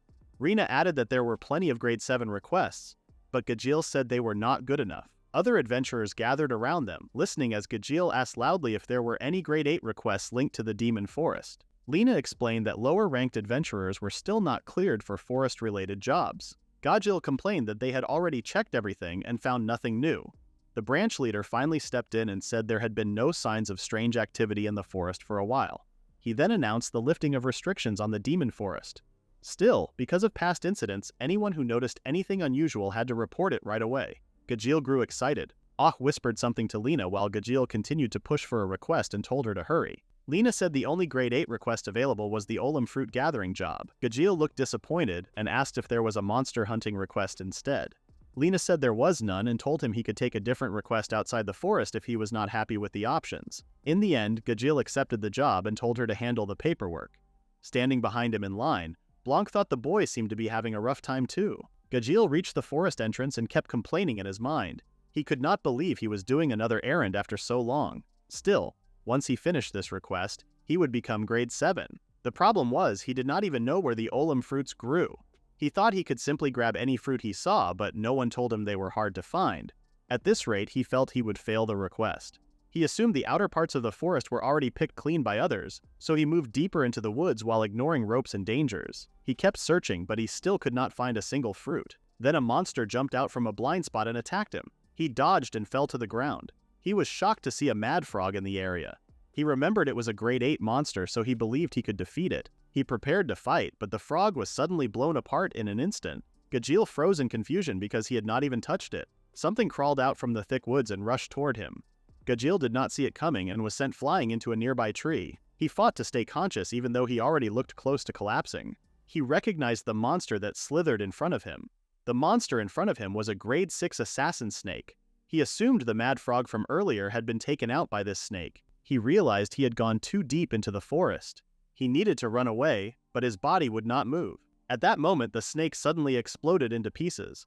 Flesh and blood scattered over Gajeel. When he saw the headless monster fall to the ground, he felt confused. He wondered if someone had saved him, but he also could not ignore the chance that the monster had not exploded on its own. He remembered the guild said the forest was already cleared. Someone had attacked the snake, yet no one was around. There was not even a trace of a presence, which felt more frightening than the assassin snake itself. The thought made Gajeel realize he did not want to die. He just wanted to go home to his family. Blanc then appeared and commented on how badly Gajeel looked. Gajeel, still confused, wondered why Blanc had reached such a deep part of the forest. Blanc made him drink a potion by forcing the bottle into his mouth. Gajeel drank all of it and stood up. He grabbed Blanc by the neck because it still hurt. Blanc asked if he was really still in pain. He tried to scold him again but stopped when he noticed that every injury was gone. Even the bones and organs that seemed damaged were healed right away. Blanc thought it might have been better if he'd poured the potion slowly, but it was already finished. Gajeel knew this kind of potion was something a low-ranked adventurer could never afford. He asked why Blanc wasted it on him. Blanc wondered if the potion had not worked well. Gajeel said that was not the point and grew upset that Blanc used it on him. Blanc simply said that Gajeel had been dying. Gajeel called him an idiot and pointed out how rare and expensive that potion was. He said he could never pay him back. Blanc told him he did not save him for money and asked him not to worry. Gajeel said that was still not the point and asked if the potion was really that expensive. Blanc said it did not matter even if it was. He used it because he wanted to. Gajeel then reminded him how he kept calling him errand boy the whole time. Blanc said it sounded nice. Gajeel wondered why he looked so happy. Blanc then said they should leave since he could move now. On the way, Blanc assumed that Gajeel had gotten lost. He said that olem fruits did not grow that deep in the forest. The terrain looked tricky, but he still told him to remember the path they were walking on. Gajeel wondered how Blanc knew about his request. Blanc said that Lena had told him to accept the same request as Gajeel. This made Gajeel realize that the receptionist and the branch leader might have known from the start that he would fail this task on his own. Blanc then remembered that Gajeel's mother was sick. Gajeel became confused and asked how Blanc had known that. Blanc then started explaining that olem fruits were used in potions for strength and recovery. The potion that Gajeel's mother needed required olem fruit as one of its ingredients. He said it was fine if Gajeel thought gathering quests were simple errands. But if no one collected these things, then the medicine could never be made. Even small requests mattered if they were ignored. He told him not to look down on errands because they were important too. Gajeel looked defeated. Blanc then made it clear that the guild did not send him to Gajeel because they had given up on him. They were worried about him pushing himself too hard while trying to help his mother and little sister. Earning money was important, but Blanc said it was worth thinking about what mattered most to the people close to him. Gajeel started crying. He admitted he had been terrified earlier and thought he was going to die. If he failed to help his family, he felt they would be left crying without him. Blanc gave a small smile and changed the topic. He wondered if the large snake would sell for a good amount. Gajeel had completely forgotten about it. He then asked Blanc if he had seen anything else when the snake's head suddenly exploded. Blanc assumed it had died from old age. Gajeel doubted that and said he would report it to the guild later. Blanc panicked and asked him not to. He told him to just think of it as luck that saved him. Gajeel then asked how he was supposed to explain bringing back that monster as a grade 8 adventurer. He reminded Blanc how frightening the guild branch leader became when he was angry. Blanc groaned and said he would claim that Gajeel defeated it. Gajeel said that would be fraud. Blanc did not expect him to be that serious. Blanc and Gajeel finally returned to town while carrying their spoils. The guild appraisers panicked when they saw the monster parts. Blanc showed no sign of effort at all. Gajel struggled to catch his breath and praised Blanc, wondering why he did not want a share of the reward. Blanc said he had not done anything. Gajel refused to accept that and believed he could not have carried the monster alone without help. Blanc told him not to worry since he had been heading that way already. He repeated that he had not defeated the monster or played a big role. Gajel thought Blanc was strange and stayed quiet for a moment. After that, Gajel asked for Blanc's name because he had only heard others refer to him as the errand guy. Blanc asked why that mattered. Gajel explained that he wanted to address him properly and apologized for being rude earlier. Blanc then shared his name. Gajel proudly stated his own name and promised to earn a lot of money and repay Blanc twice the cost of the expensive potion. He said Blanc should wait because he planned to surprise him later. He thanked Blanc again and left. Blanc realized that Gajel was an honest boy. He believed Gajel would file a report, but based on his expression, Gajel did not seem to know Blanc had helped at all. Blanc thought he was getting better at hiding his actions. Blanc went to Lena to look for another quest. At the same time, he noticed that Gajel looked like someone who had fully accepted the idea of doing errand requests. The thought made Blanc laugh in a strange way, which creeped out Rena nearby. If more people started taking errand requests, Blanc knew he would need to rethink how he chose his work. He then decided on his next quest. It was the most avoided errand quest across all branches. It was the sewage patrol. Blanc immediately went down into the sewers. Almost no one came here, so it was completely dark with no lights at all. Blanc was different from most people. He used magic to strengthen his vision. Others would need lamps, and lamps needed fuel. The place was filthy with sewage, and the smell was terrible. There was also the risk that criminals could be hiding in the tunnels. If nothing happened, this quest would have been a simple patrol. Still, there was always a chance that something dangerous could appear. That was the reason nobody wanted this job. Blanc finished scanning the area using detection magic. There were no signs of nearby humans, but many monsters had settled in the sewers. He wondered if the place was truly abandoned or just badly maintained. Patrol quests did not give extra rewards for killing monsters. Monster materials could be sold, but it was a poor way to make money. This job, however, suited Blanc well. A dozen mice suddenly appeared, and Blanc wiped them out with a single kick.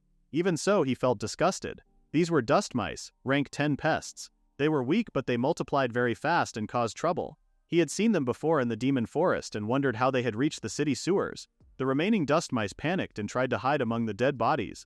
Blanc sensed no other activity and guessed they had arrived recently. He decided to finish them off before they could multiply. It did not take long for him to clear out the pests. The next problem was what to do with the bodies. Leaving them behind would cause them to rot and create more trouble. He could not chop them up and flush them away. The smell of blood might also attract other monsters. If he brought the bodies back, people might think he was hunting monsters for fun, which would damage his image as the errand guy. Then he noticed that one dust mouse had purple fur. At first, he thought it was a mutant, but he soon saw several more like it. If it was a disease, it could spread. That alone could lead to a disaster. Either way, he could not leave the bodies there. His special magic could erase them completely, but it was far too powerful and hard to control. If he made a mistake, he could destroy more than just the mice. Also, he remembered Knuckle mentioning that Blanc was carrying the heart of the 6th Demon Lord. He slapped his cheeks hard to clear his mind. He had come this far because he wanted to help people. He could not ignore danger just to protect himself. Sewer patrols were always unpopular, so he hoped no one else would wander into the sewers. Blanc kept telling himself this as he burned the pile of dust mice remains. He had also grown better at hiding evidence, so he believed everything would be fine. It did not take long for him to burn most of what he could sense in the sewers. Then he suddenly felt something strange. He sensed a presence that was well hidden, and a strong feeling of danger crept in. He followed the faint trace and soon ran into a barrier. He wondered why such a thing existed in the sewers.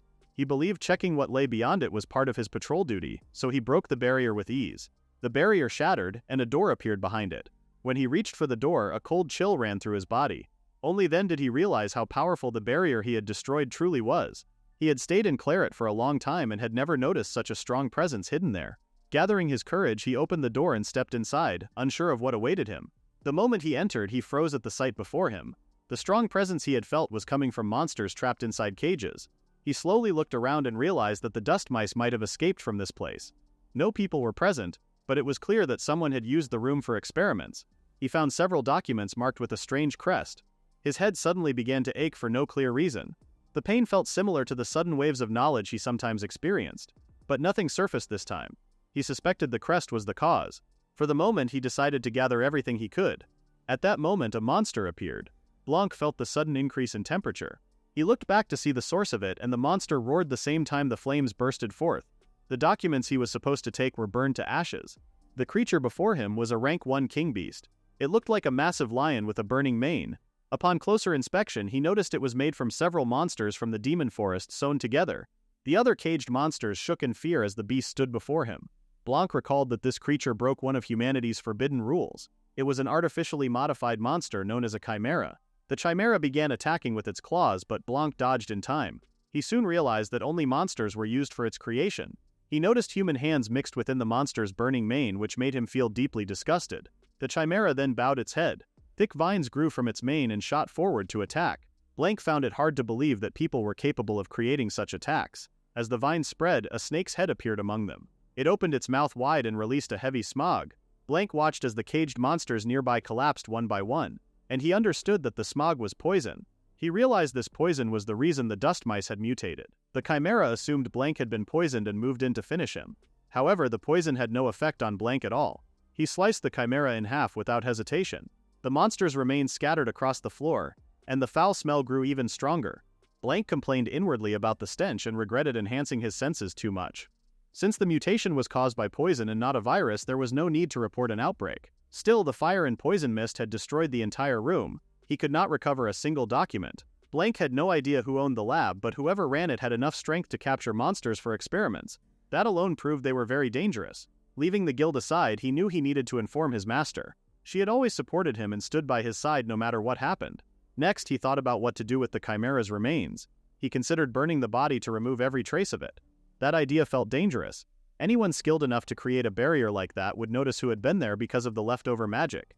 He had already used spells throughout the sewers. If magic had been used openly above ground but a different method had been used below, people would assume two different people were involved. That plan seemed believable. His ability to deceive others had always been reliable. With that decided, he chose to leave the area. The owner of the lab would return sooner or later and clean up the mess themselves. The place had been hidden so deeply for a reason, which meant it held something important. He planned to report to the guild that nothing unusual had happened. It became just another simple errand that ended successfully. Not long after, a man wearing a lab coat came back to the lab. He reacted with anger as he examined the scene. He knelt in front of the dead chimera and tried to understand what had gone wrong. He had carefully covered the area with concealment magic to prevent discovery. He believed the barrier was accurate enough that even a highly skilled adventurer would miss it. Yet someone had still broken through and defeated the chimera without using magic. The result felt impossible to him. Ever since the Sword Saint had stolen their work, he had been forced to continue his research in this remote place to restore his group's name. What happened here felt unforgivable. He used a storage skill called Black Vault and collected the chimera's body along with everything inside the lab. He began to think about who would dare interfere with their organization. He promised himself that he would track them down and make them suffer for it. At the same time, Blanc returned to the guild to give his report, without checking whether he still smelled from the sewers. Meanwhile, in the Heavenly Thunder Mountains, a white tiger beast that lived with lightning was hunted. A woman confronted the beast and complained that it had made her chase it for a very long time. She had finally cornered it. She believed the long game of pursuit with her, Regina, was about to end. She was ready to hunt the Danger Class 1 Holy Thunder Beast at last. Earlier, a guild staff member had called her reckless for going after the beast alone. The staff warned that only a fool would enter mountains known for drawing lightning strikes. At the very least, she would need a full party to survive. Even a Class 1 adventurer would struggle on their own. Regina insisted she knew her limits and left anyway. She never believed she could defeat the beast by herself at first. Her first fight against it ended in defeat. Even so, she kept returning. She challenged it again and again. She fought it without stopping and learned from every loss. This time was different. The beast struck her with lightning, but the attack did not work. She still felt its overwhelming power, but she had grown stronger and finally caught up to it. She moved like lightning and appeared beside the beast. She swung her sword and cut through its neck. She felt thankful to the beast for forcing her to grow stronger over the past 4 years. When the monster fell, Regina stood there, soaked in sweat. She felt relief as she dropped to the ground. She was glad she had finally done it. At last she could breathe easily. She believed this victory brought her one step closer to the man she was chasing. When she returned to the guild, she learned shocking news. The man she had been following had quit being an adventurer. She could not accept it. A guild staff member close to her said it was strange that Regina had spent 4 years chasing a single contract. The staff also explained that the guild was struggling without the man. He had left behind a massive gap and the guild was barely keeping up with the noble requests he once handled. Since Regina had returned, the staff hoped the workload could finally ease. Regina did not share that hope. Lightning crackled around her as her anger rose. She swore she would find the man no matter where he went. The guild staff could not stop her. Regina refused to let him escape her sight. She hoped he was ready for what was coming. The man she was chasing was actually the Black Emperor. Back in Claret, Blanc and Arya went out together and noticed that the weather felt just right. Blanc thought it was a good day for doing odd jobs. Arya thought every day felt like that for him. He then wondered if she was fine with coming along, since the request did not include anything important to learn. Arya reminded him that she wanted to become an adventurer that everyone could rely on, so she wanted to help the townspeople in any way she could. Blanc felt impressed by this. He only understood that idea after becoming a grade 0 adventurer, but Arya had already learned it from the start. She accepted requests with a clear goal in mind. Blanc felt struck by her strong spirit as an adventurer. Soon after, a woman noticed them and grew excited, believing they were the ones who came to help. She guided them to the request for the day. At that moment, sheep began making loud noises without warning. The task was to help take care of the livestock. Blanc read through the request carefully. They needed to bring the sheep outside first so the shed could be cleaned, then return them once the work was finished. The client still had other errands to run, so the work would only be handled by the two of them. Arya wondered if she could manage since she had never taken care of animals before. Blanc thought it would be fine because experience was not required for the job. Still, he felt worried deep inside. Arya tried to ask what he had said, but his words were lost under the noise of the sheep. Blanc brushed it off and suggested they begin right away.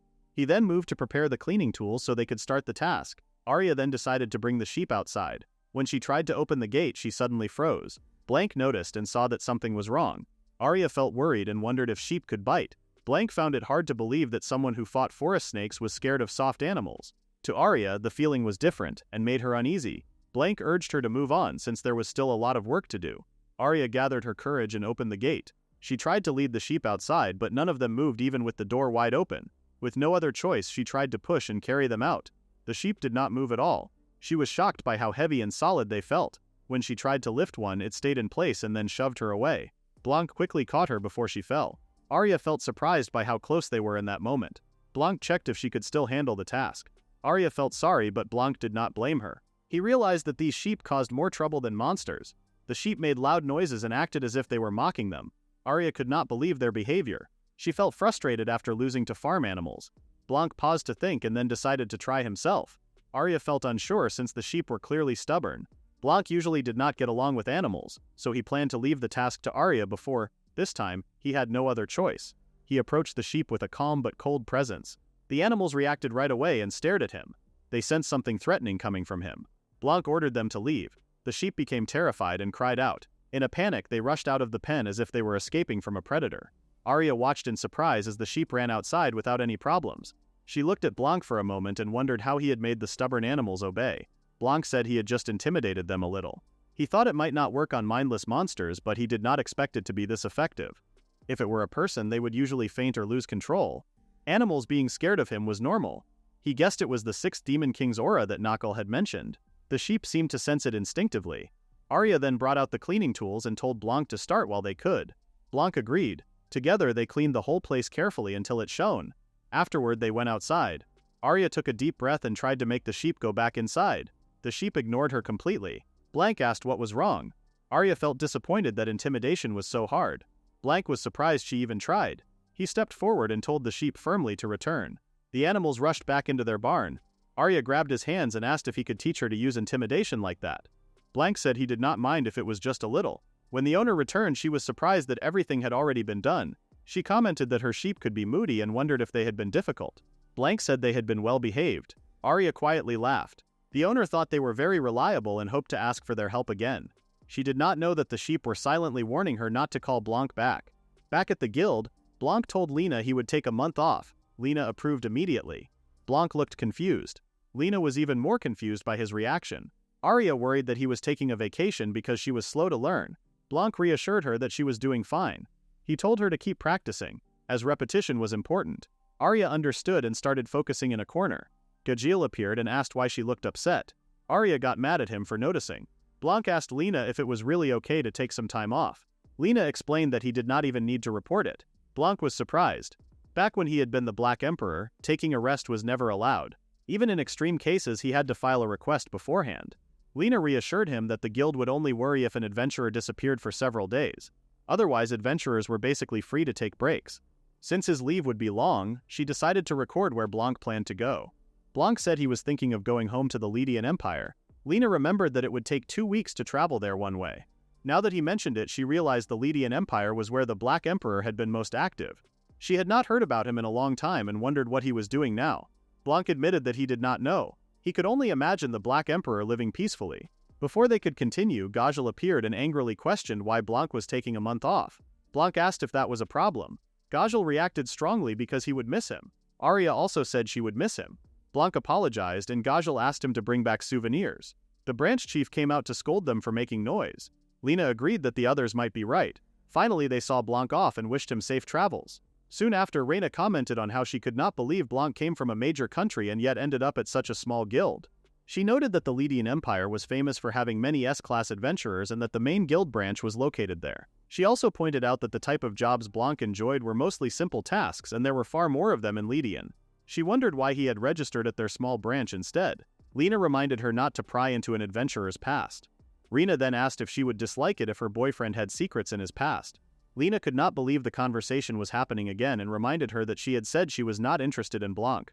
Reyna explained that she meant herself. She seemed to have some interest in Blanc and the two continued to argue about whether Blanc was a good man or not.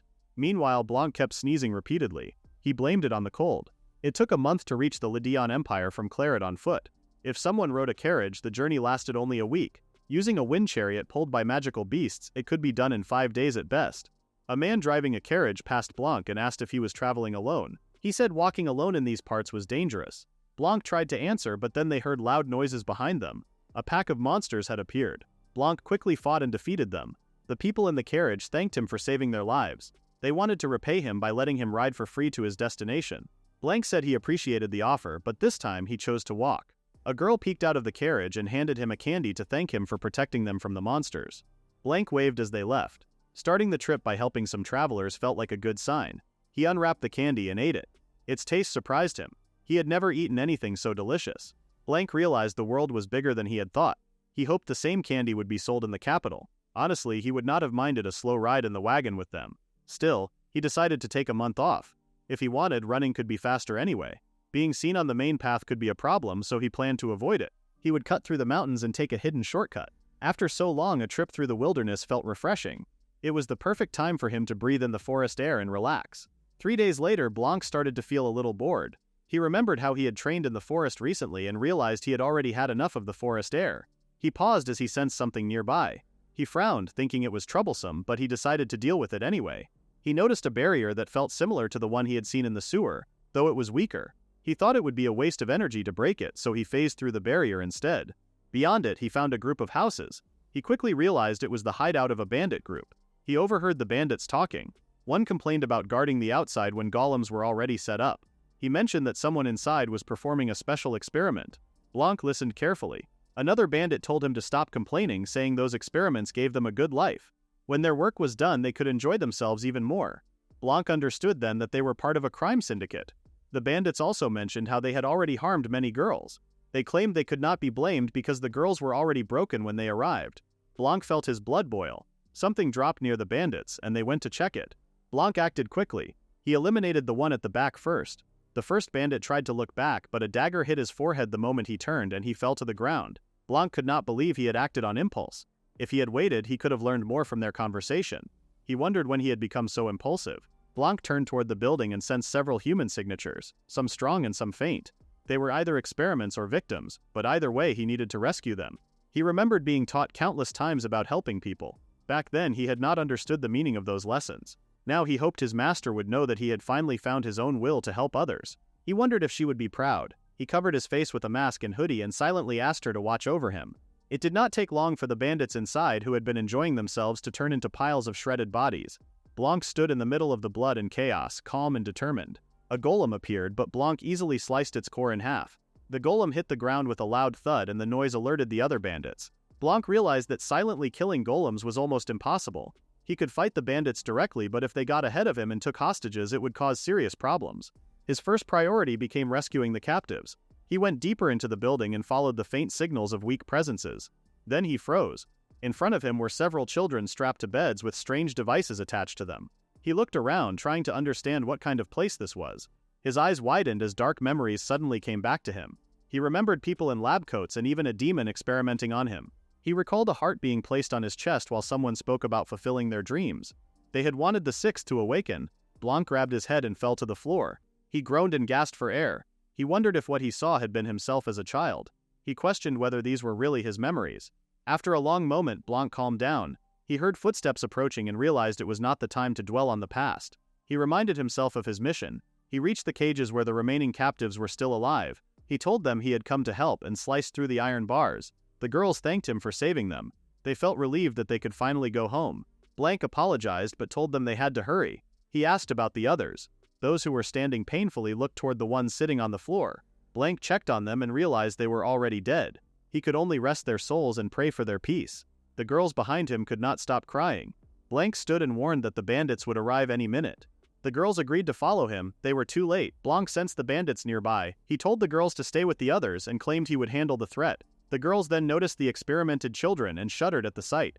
Blanc asked if they had known about this place. One girl shook her head. They had been moved around while blindfolded and did not know where they were. She asked if the others would be all right. Blanc reassured her that while the drugs might have clouded their minds, their bodies were unharmed. The black-haired girl let out a sigh of relief. Blanc noticed something off. He wondered why he felt sure the kids would be fine. Ever since he had arrived, nothing made sense. Bandits were already crowding in front of him. Blanc could not believe these men would hurt women and children. His chest felt tight and twisted. He felt sick. Seeing the bandits made him frustrated and he glared at them. One of the bandits asked if a kid like him was really trying to save the woman out of some half-baked sense of justice. He said they were just there to have fun and Blanc had come to ruin it. They did not care where he came from but called him an idiot for coming alone.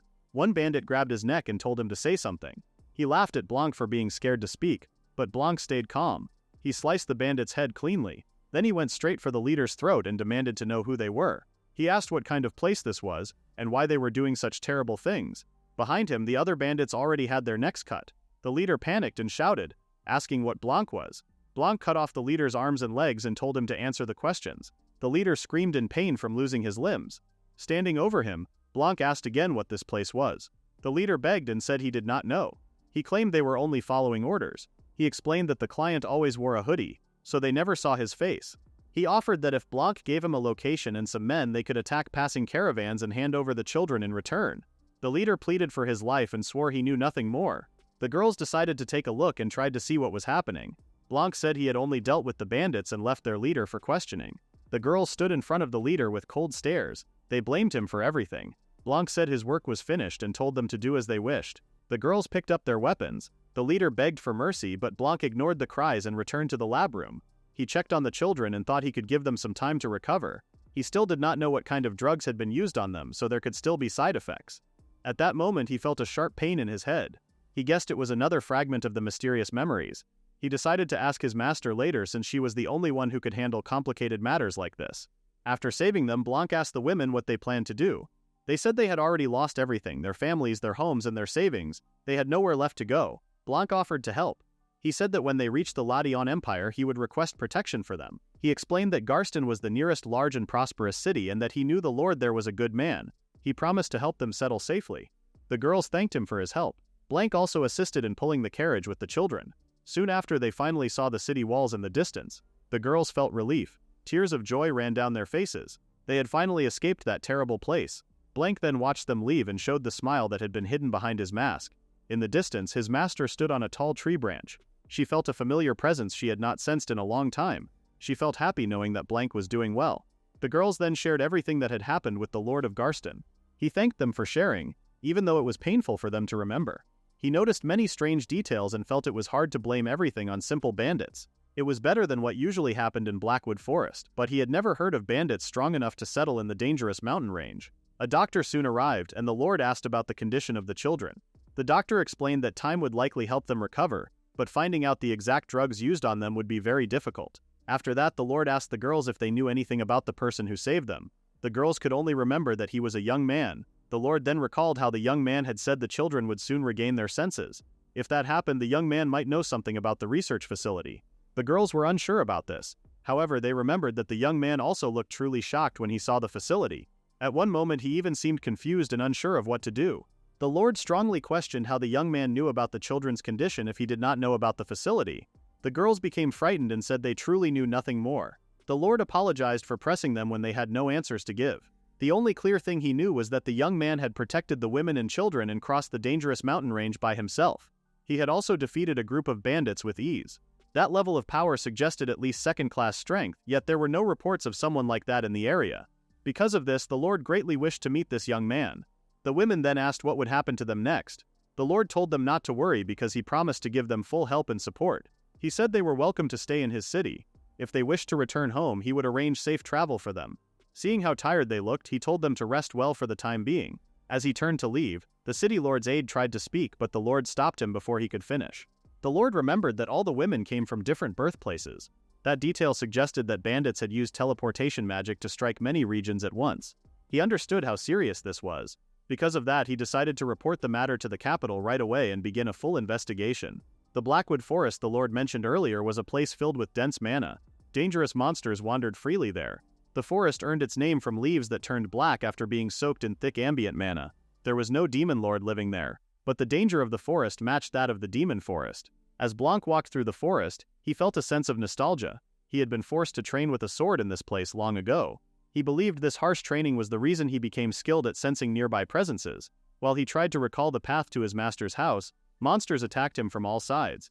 He cut them down in an instant. After that, he looked toward one direction. He sensed several presences gathered near the house. He assumed they were adventurers sent to keep watch. Blanc let out a quiet sigh. He guessed they were investigating his master's home because they were searching for him. His master had never told anyone where he was, so they would gain nothing useful. Even if she knew his location, she would never speak of it. Blanc trusted her without doubt. Because of that, he chose to use the back entrance instead. Blanc arrived at a set of ruins. It always felt strange that there were almost no monsters in this area. No matter the reason, such a noticeable ruin should have been searched thoroughly by now. He soon found the statue he had been looking for. It showed a tall knight holding a massive sword. Blanc remembered how to activate the mechanism. He drew his sword and stabbed a specific part of the statue's blade. After that, he moved around and stabbed certain spots on the ground. When he struck the final point, part of the floor slid open. A staircase leading underground appeared. As he stepped inside, torches lit up on their own. He assumed they were light stones. These stones absorbed living mana and turned on or off by themselves.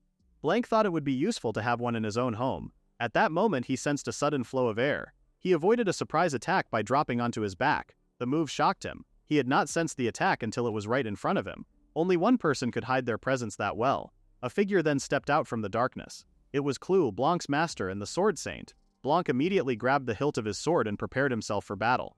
Clu moved in first and delivered a heavy opening strike. Blanc managed only to block the blow. He tried to fight back and swung his sword in a wide arc, but Clu avoided it with ease. Blanc was already breathing hard as he felt the pressure of that first exchange. He thought that this was a rough way to be welcomed by his own master. Clu observed his movements and noticed that the past 3 years had not been wasted. Seeing his growth made her feel relieved. Blanc believed he could not risk using magic again. Clu agreed, knowing that if he used magic, those hunting him might sense his presence and follow his trail. That was why she had made him rely only on physical skills when he worked as an adventurer. This was the first time Blanc had learned the real reason behind it. Clu then revealed that there was another reason as well. She explained that his natural mana was so large that it could have killed him if left unchecked. Blanc was stunned by this truth. Because of that danger, Clu had trained him harshly in magic so he could learn control before it consumed him. Blanc finally understood how dangerous he had been without knowing it. Clula's true strength lay in sword fighting, so she had also pushed him hard in that field. She felt satisfied after seeing how much her effort had paid off. She gave him a calm look and a small gesture of approval, and Blanc felt relieved. He had believed he was standing on his own, but he realized that his master had been protecting him the whole time. He felt deep gratitude toward her and respected her even more after understanding everything she had done. Clula sensed that his skill had truly grown and suggested pushing the test further. Blanc raised his hand in panic and tried to stop her. He worried that others might notice if they fought seriously. Clula brushed this aside, believing that adventurers at that level would not sense anything unusual. She suddenly launched a surprise attack. She wanted to take advantage of the rare moment when no one else could see them. Blanc reacted just in time and avoided the strike. He kept trying to get her to slow down, but she showed no sign of stopping. Clula believed that avoiding attacks alone proved nothing and urged him to fight back with everything he had. Blanc felt frustrated and insisted that he was already giving it his all. At that moment, Clula caught him cleanly. Blanc wore the expression of someone ready to be beaten. Just like before, he could not believe he had survived this kind of training in the past. Soon after, Blanc was carried like a child, his face already beaten and swollen. As expected, he still could not match her strength. Clula believed this was only natural because she had lived her whole life with the sword and she never planned to let him surpass her. She reminded him not to take it too hard and said that he was already strong in his own way. Blanc understood that truth. Even so, she had been holding back a lot and he still could not fight back at all. That fact frustrated him. Clula did not fully understand what he meant at first. She explained that the secret passage would have disappeared instantly if he had truly gone all out. Blanc let out a quiet sigh and made it clear that he had grown as well. He explained that he could now measure the distance between their strengths even if he could not close it yet. After that, Cluely dropped him to the ground and laughed. Blanc said this reaction was exactly what he had meant. Cluely continued laughing and then realized that he truly had grown. Blanc looked confused by her reaction. Cluely then pulled him into a hug, feeling glad about his progress. Blanc tried to remind her that he was an adult now and asked her not to keep treating him like a child forever. She warmly welcomed him back and the moment stunned him. He said that he had returned and hugged her in response. They then went to the house and ate some snacks together. After that, Cluel asked about the sudden return. She wondered if he had finally settled matters in Claret and came back to report. Blanc explained that this was part of the reason, but he also returned because he wanted to ask her about something important. He then began drawing an object and showed it to her, asking if she recognized it. Her expression darkened as confusion showed on her face. She asked what kind of object it was. Blanc admitted that he could not understand it at first either, and he was surprised that even his master seemed to know nothing about it. Clule then asked him to draw a dog as a test. He did not understand the reason, but he followed her request and drew one. When he showed it to her, she reacted with shock and held her head in confusion. She asked if that was truly a dog. Blanc confirmed that it was. After calming herself, she smiled, which only confused him more. She then asked him to describe what he felt when he looked at the strange object. Blanc doubted that such a description would help, but she insisted it would be better than the disturbing drawing he had made earlier. He focused and recalled the image carefully. He explained that it showed a human figure facing sideways, opposite something like a demon. Below them, shapes were tangled together as if they were mixing into one. This description shocked his master. She quickly drew something of her own and showed it to him. Blanc confirmed that it matched exactly what he had seen. She then asked where he had found the symbol. Blanc explained that it appeared in the sewers of Claret and inside a facility hidden in the mountains. He added that people there were conducting experiments on humans. Clewer reacted with sudden anger and her killing intent burst out uncontrollably. Blanc trembled and begged her to stop. She soon apologized. Blanc said he was fine, though he believed anyone nearby who felt that killing intent may have collapsed instantly. Clule dismissed it, saying those people had been annoying anyway. Blanc accepted that response, but he still asked about the true meaning of the strange crest. Clule became serious and explained that the group involved was the Magian Society. She made it clear that humans and demons had long been enemies. Demons were not simple monsters because they could think and decide for themselves, which made them far more dangerous. She revealed that the Magian Society was formed when certain demons and humans chose to work together. This revelation shocked Blanc, since humanity was not supposed to side with demons at all.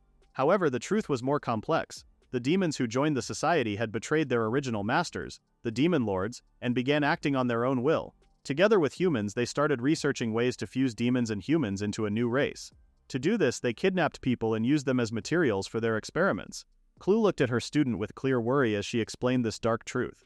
She then took out a small vial filled with red liquid. The liquid was blood, but not ordinary blood. It was a reagent, most likely created from monster blood. The society injected it into people to change their bodies from the inside. The substance did not turn humans into monsters right away. At first, it only clouded the mind, and some people could recover on their own. As time passed, the effects grew worse. The victims became confused and lost their ability to think clearly. In the final stage, the blood rejected their bodies, and they died. In the end, it was nothing more than a failed poison. Blanc had never known that such a group existed. Cluel explained that years ago, zero-ranked adventurers, including herself, worked together with national night orders to wipe the Magian Society out. Yet the appearance of their sigil meant they were not fully destroyed. Some members must have survived, regrouped, and gone into hiding underground once more. Even so, the most important matter now was not the past but the boy standing in front of her. Blanc then wondered if they should have notified the kingdom about the situation. Clule confirmed that they should have, but she wanted him to stay out of it. She explained that the blame belonged to them, the punitive force that failed to wipe out those people. Blanc tried to insist, but she told him it was fine. She reminded him that he was free now, and had already begun a new life. She gently patted his head and messed up his hair. She told him not to worry about her and to focus on living his own life instead. Blanc answered that he understood, but she doubted that his expression truly showed it. Not long after, Blanc suddenly jumped up from his seat. He sensed that someone was approaching and thought it might be one of the watchers his master had once mentioned. Clule calmly said it was fine, as it was a presence she recognized. Soon after, the door burst open and Regina rushed in while crying. She called out to Clule and embraced her tightly. Clule acknowledged that it really had been a long time. Regina continued to cry while clinging to her. Clule remembered how she had once warned Regina not to act recklessly. Regina showed regret for her actions. Blanc wondered if the two of them knew each other and thought it might be a good time to prepare more tea. He tried to walk toward the kitchen to brew it himself. He felt proud that he could do it on his own now, and hoped his master would have been surprised to see him. At that moment, Regina began complaining about the Black Emperor. Cruel quickly introduced the two as her disciples. She told Regina that Blanc had been living quietly in a nearby kingdom while working as an adventurer. Regina ignored Blanc and immediately asked where the Black Emperor was. She looked confused when she heard that he had already quit. Cruel told her to calm down because everyone had known about it for the past 3 years. Regina explained that she had been trapped in the Tai Mountains the whole time, so she had missed all the news. She dropped to the ground in frustration. She complained that she had finally finished her mission, only to learn that the Black Emperor had already quit. Blanc knew how dangerous the Tai Mountains were. He guessed Regina had to be very strong to survive there. Since she had trained under the same master as him, it made sense. Cruel said Regina had been through a lot and welcomed her back. Then she confirmed that the rumor was true. The Black Emperor had really stopped being an adventurer. Regina asked why. She could not understand why someone would give up the title of an 0-ranked adventurer so easily. Cruel gently patted Regina on the head. She said that not everyone cared about status. According to her, the Black Emperor had found something more important than being an 0-ranked adventurer. As she said that, she looked at Blanc while hugging Regina. Regina became even more confused. She wondered what Cruel meant. After hearing those words, Blanc started thinking about his own life. He had to admit that his current lifestyle made him much happier than before. He enjoyed spending his days doing what he wanted. If his master believed he had found something more important, then she was probably right. Cruel could not help but laugh at his reaction. She then asked Regina if she was free. Regina said she had not accepted any new requests yet. Cruel said the timing was perfect and asked Regina to look after Blanc for a while. Both Blanc and Regina were surprised. Regina asked why she had to do it when Cruel was there. Cruel explained that something important had come up, and she would not be able to watch over Blanc. When Blanc saw the serious look on his master's face, he realized it was about the Demon Council. Even so, he could not believe his master had asked someone else to take care of him as if he needed a babysitter. Cruel then offered to tell Regina where the Black Emperor was if she agreed to help. Behind Regina, Blanc waved his arms in panic. After thinking about it, Regina accepted her master's request. Blanc was stunned. Regina wrapped her left arm around Blanc and pulled his face against her chest. She promised Cruel that she would take full responsibility for him. Blanc felt confused and silently wished his master would save him. Instead, Cruel simply gave him a thumbs up. Realizing there was no escape, Blanc accepted his situation. He decided to trust Regina to take care of him. Regina told him to leave everything to her. Cruel then guessed they were both tired from their long journey. She suggested they stay for the night and get some proper rest. Blanc returned to his room, and to his surprise, it was still the same as he remembered. Even so, he barely remembered living there. He had expected Cruel to clear it out after taking in new disciples. Instead, everything remained untouched. He wondered why his master had left the room that way. As he looked around, he noticed something strange. Aside from Regina, he had not seen anyone else in the house besides his master. When he had been the Black Emperor, he never had time to return home. He tried to remember more, but the memories would not come back. He placed a hand over his chest. The missing pieces of his memories continued to bother him. Just like in the facility long ago, he felt restless. It was as if something was crawling under his skin. He could not stop wondering if he had lost something that truly mattered. A knock on the door broke his thoughts. Blanc opened the door and found Regina waiting outside. He asked if something was wrong. She looked like she had just finished taking a bath. She stared at him for a moment before pointing out how messy he looked. Blanc then remembered that his master had sent him flying not long before. Regina handed him a towel and told him to clean up since the bath was now available. Before leaving, she passed along a message from their master. Cruel had simply said, "Don't sink." Regina admitted she did not understand what he meant and asked Blanc about it. Blanc only laughed and brushed the question aside. After Blanc finished his bath, he heard Regina ask in surprise what Cruel was doing. He walked into the kitchen and asked what had happened. Regina told him that their master had cooked dinner. Blanc said it had been a long time since he had eaten Cruel's cooking. After thinking about it, he realized he could not even remember what it tasted like. Seeing how confused the others looked, he asked if he had said something strange. Regina could not believe his reaction. Cruel reminded him that he and the other disciples had always complained about her cooking. When Blanc took a bite, he finally remembered. Cruel's cooking had always been bland. Cruel asked how it tasted. Blanc replied that he could finally taste the ingredients. He realized that was why he had never cared much about food until recently. Regina then remembered that Blanc had been living in the Relate Kingdom. She asked why he had come back. Blanc said he wanted to visit his master because it had been a long time. He sprinkled some seasoning on the food and found it tasty this time. He also said he had spent time looking around the area. Regina could not believe how relaxed he was. She even started to doubt that he was really Cruel's disciple. Cruel asked if that was so surprising. Regina said Blanc did not seem like one of Cruel's disciples because he often looked absent-minded and weak. Kroll laughed and pointed out that Blanc was only an 8th-ranked adventurer. Regina found it hard to believe that someone like him was Kroll's disciple. She wondered how he had even reached their master's house. The forest was so dangerous that most adventurers could not get anywhere near it. Blanc did not know how to answer. Before he could say anything, Kroll explained that she had gone to pick him up herself. Regina was shocked. Kroll said that was only natural because one of her beloved disciples had wanted to visit her. Even after hearing that, Regina still looked at Blanc with doubt. Blanc quickly changed the subject and asked why Regina wanted to meet the Black Emperor so badly.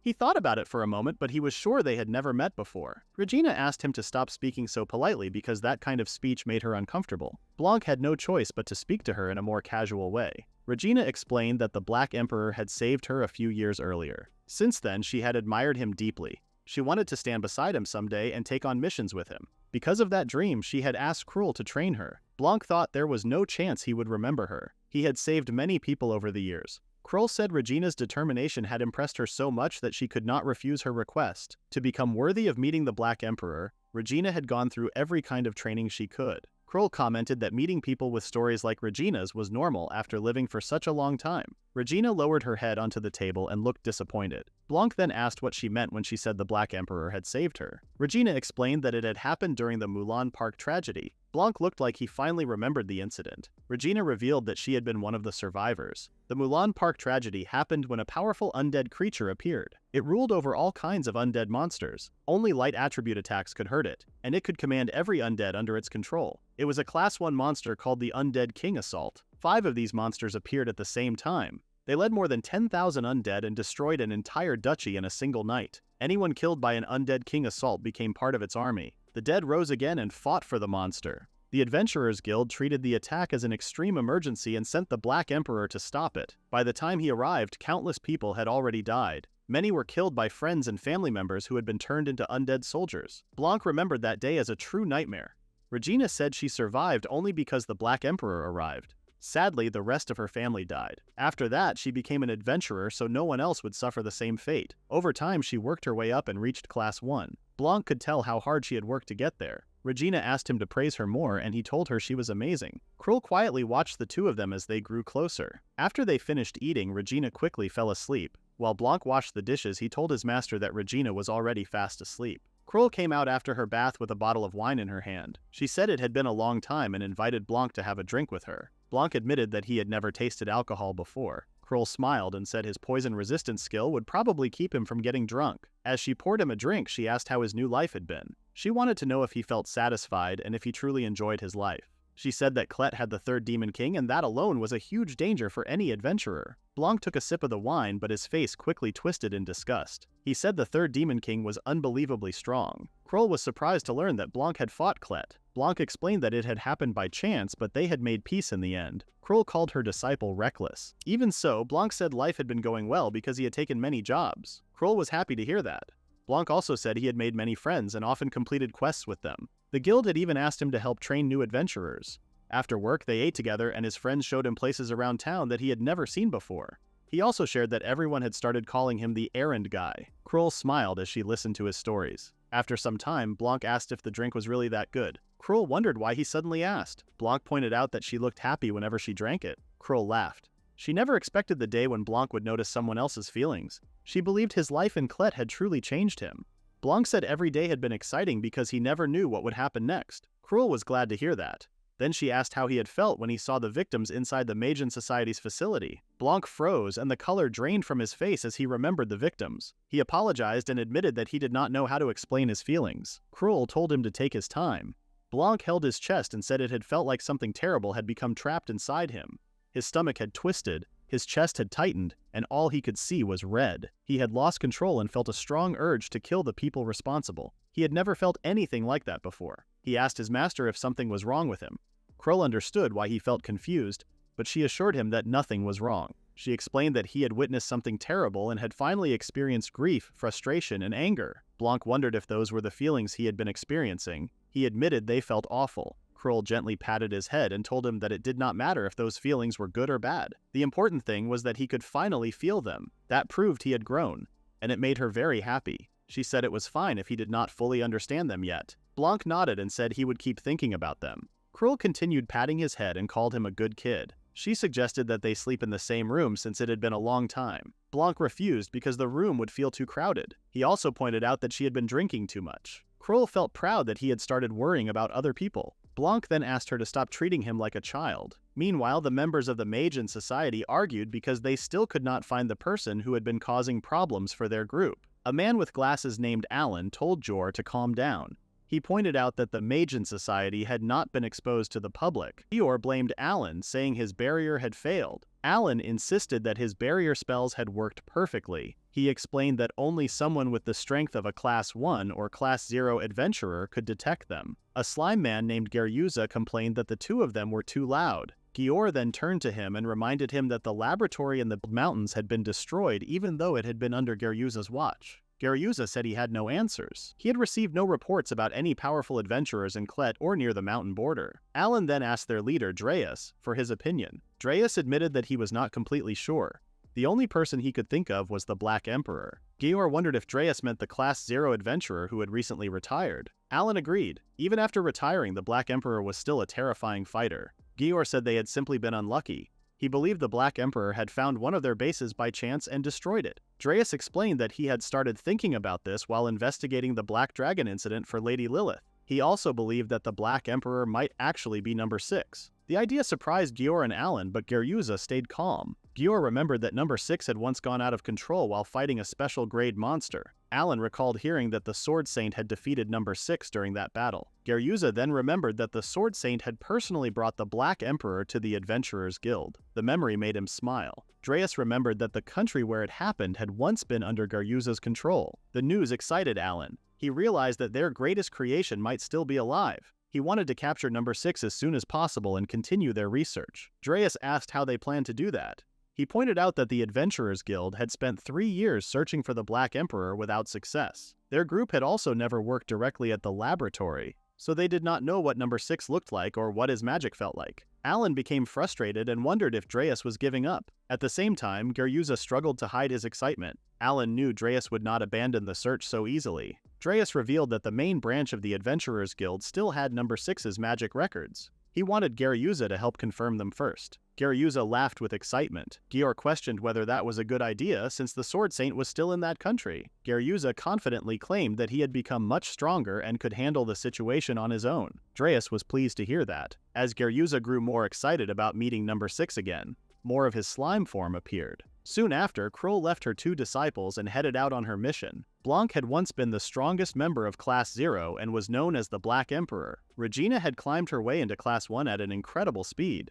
Because they were so different from everyone else, people often looked at them with suspicion. As a result, neither of them had ever been part of a team. Earlier, Blanc had asked if their master meant friends, teammates, or co-workers. Kroll explained that she meant other adventurers. Regina admitted that she had never cared about things like that. Kroll herself was not the type to join parties with other adventurers, but she did not want her disciples to continue living alone. She wanted them to learn what it truly meant to have comrades, so she sent them out on a mission together. After seeing how well they got along, she felt relieved. A little bird soon landed on her hand. She apologized for calling it on such short notice and thanked it for its help. She tied a message to one of its legs and watched it fly away. Kroll was happy to see that Blanc had learned to show his feelings. She believed his second life had become much happier. She hoped he would never have to go through such suffering again. Because of that, she refused to let anyone take away the freedom he had fought so hard to earn. Her target was the Magian Society. At the same time, Blanc and Regina went to the big city.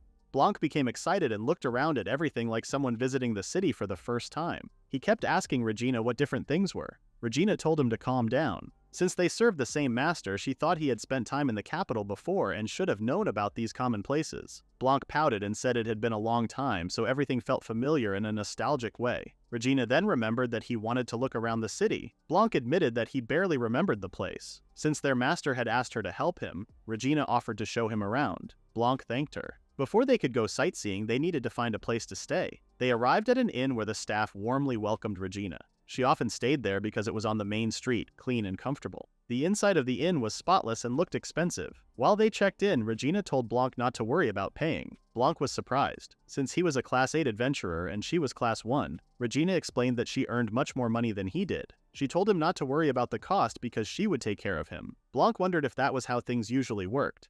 He even thought it might be an unspoken rule between adventurers of different ranks. If he refused her offer, he worried it might make him seem suspicious. In the end, he thanked her with a respectful bow. Regina proudly told him to leave everything to her. She suggested they leave their bags in their room before going out to enjoy a good meal. Soon they arrived at a restaurant with a long line of people waiting outside. Blanc looked confused. Regina explained that a long line usually meant the food was popular and worth waiting for. Blanc asked what the restaurant served. Regina told him that it was famous for the capital's special dish called feather python silk wraps. Blanc was surprised by the name. Regina explained that the dish was made by wrapping fresh vegetables in thin slices of feather python meat. Feather pythons were monsters that only lived near the capital. Since they were Class 8 monsters, hunting them gave lower-ranked adventurers a good way to earn money. Blanc barely listened to the rest of her explanation.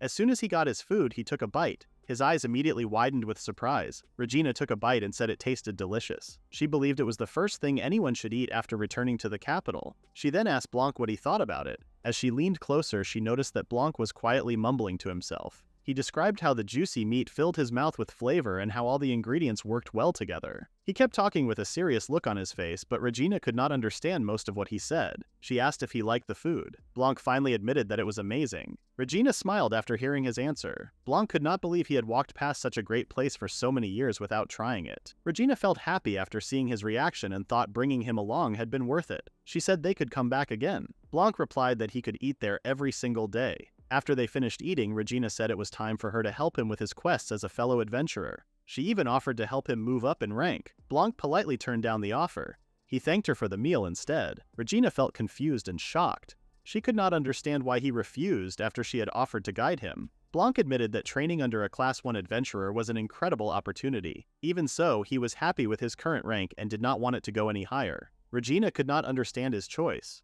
She asked what kind of quests he usually accepted. Blanc proudly said that his favorite job was gathering herbs. Regina was surprised by his answer. Blanc also listed other jobs he enjoyed, such as carrying cargo, cleaning, doing laundry, finding lost items, buying groceries, and helping people move unwanted things. Regina pointed out that those were only simple jobs. Blanc did not mind at all and seemed proud of them. Regina wondered what was so special about that kind of work. Blanc became curious about the different odd jobs available in the big city. He stood up after making up his mind. Regina looked at him in confusion. Blanc suddenly ran off and said it was time to pick up some quests. Still confused, Regina called after him and told him not to run off like that. The two soon arrived at the capital's Adventurers Guild. Regina was surprised that Blanc had left her behind so easily, but she had expected it since he was another disciple of Cruel. Blanc recognized the guild building right away. It had once been his main base when he was known as the Black Emperor. Just like the guild in Clet, adventurers accepted quests by scanning their adventurer cards with a magic device. Since the device could not detect the magic sealed inside his special plate, he could accept quests at the headquarters without revealing his true identity. Regina told him to stop staring into space because many people were watching them. Most of the attention was on her. Everyone knew that the Flashbolt had spent years living in the mountains, and they believed the rumors about her return were true. Blanc realized they were talking about Regina. The crowd spoke about how she had become the next rising star after the Black Emperor because she had defeated a holy thunderbeast on her own. Many believed she was aiming to reach Class 0. Since she was both skilled and beautiful, some wished they could join her party. Even so, they knew it was only a dream. They also wondered who the man standing beside her was. Blanc asked if she was really that popular to have a title like the Flashbolt. Regina clicked her tongue and said the title only caused her trouble. When Blanc asked why she disliked it, she explained that she did not mind being noticed. The problem was that she had only been working toward one goal, which was meeting the Black Emperor. She felt she had not done anything worthy of all the praise, so hearing people talk about her like that only made her uncomfortable. Blanc decided she was simply embarrassed. Regina became angry when she heard that. She called him a bastard and warned him to stop talking before she knocked out his teeth. A moment later, Blanc looked toward a large bulletin board filled with quest requests. His eyes lit up as he asked if they could accept as many quests as they wanted. Regina said she did not remember there being any limit. Blanc quickly climbed a ladder and grabbed several quest papers. Regina could not believe he was choosing simple, odd jobs. Blanc explained that nobody wanted to take those requests, which was why there were so many left. He believed that even if most people ignored them, someone still had to do them. Regina admitted he had a point, but she still asked him not to waste his time on those jobs. Blanc finally chose the first quest of his return home. When Regina looked at the request, her face darkened as she questioned why he had picked it. Soon after, Regina started pulling weeds. She could not believe that a Class 1 adventurer like her was doing this kind of work. Behind her, Blanc worked quickly as he cleared the weeds. Blanc noticed that Regina's hair and clothes were not suited for hard work. Regina said she never expected to accept a request like this. She could not believe that she, the flashbolt, was pulling weeds one by one. A moment later, Blanc saw her grab the wrong plant and told her it was not a weed. Regina apologized and went back to complaining while she worked. After they finished, Regina let out a sigh of relief. Blanc tied the weeds into a bag and thanked her for helping. He admitted he was surprised that she stayed until the job was done, even though she had complained the whole time. Regina said that work was still work. If she accepted a request, then she had to finish it. Even so, she would rather fight a thunderbeast again, even if that was also difficult. Blanc found it hard to believe that she was comparing pulling weeds to fighting a Class 1 beast. Just then, an elderly woman came over with tea and snacks to thank them for their hard work. She smiled as she looked at the clean garden and said it looked beautiful again. She guessed they must have been tired. Blanc told her they were fine, but Regina admitted she was exhausted. Both of them thanked the woman for the food and drinks. As they enjoyed the refreshments, the elderly woman shared that the garden had meant a great deal to her late husband. When he was alive, they had grown flowers there together. Now that she had become too old to pull the weeds herself, she had asked the guild for help. She knew adventurers were usually busy, so she believed no one wanted to take such a low-priority request. Regina was surprised to hear her story. The elderly woman thanked them for bringing back the garden that her husband had loved so much. Tears filled her eyes as she gave them her heartfelt thanks. On the way home, Regina asked Blanc if he always took on jobs like this. Blanc guessed she meant odd jobs and said that he did. Regina asked why he kept doing them. Blanc explained that helping people made him feel like he was doing something meaningful. He was not looking for praise or thanks. If he was going to work, he wanted it to be for someone else's benefit. He knew adventurers protected towns from monsters and gathered useful materials, but many small jobs like the one they had just finished were often ignored because they paid very little or offered no reward. Behind the bigger requests were ordinary people struggling with everyday problems. Blanc believed that if he could make life a little easier for even one person, that was enough for him. Regina stayed quiet after hearing his answer. She looked guilty for a moment, then suddenly slapped her own face. Blanc looked at her in confusion and asked what was wrong. Instead of answering, Regina laughed. Blanc became even more concerned. After calming down, Regina admitted that maybe odd jobs were not so bad after all. Blanc looked surprised. Then he excitedly invited her to master the way of the odd job handler together. Regina stared at him in confusion. She said that kind of title did not suit him.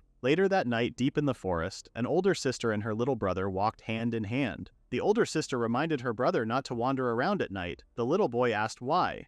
She explained that the adults had been talking about more goblins and slimes appearing lately. The little brother proudly said he was not afraid. When he grew up, he would become an adventurer, defeat the monsters, and protect his sister too. She thanked him for that. Just then, the little boy spotted a piece of fruit nearby. He let go of his sister's hand and ran over to pick it up. When he turned around to show her what he had found, she was gone. He froze in confusion. Before he could understand what had happened, a pair of creepy hands reached out from behind and grabbed him. Back in the town of Clet, Arya taught a girl named Ellie how to recognize Hyria grass. Ellie said she had seen the plant before but had never paid much attention to it. At that time, Arya had started training new adventurers. She asked the guild receptionist if she had really been chosen for the job. The receptionist confirmed that she had. Because of Blanc's guidance program, Arya had greatly improved her knowledge of herbs and completed more quests successfully. The guild noticed her progress and chose her to become a mentor for beginners. The receptionist explained that it was a normal guild assignment. She also said Arya had earned a strong reputation by doing such a good job. Arya believed she only succeeded because Blanc had taught her. The receptionist replied that Blanc often accepted strange jobs and was difficult to work with.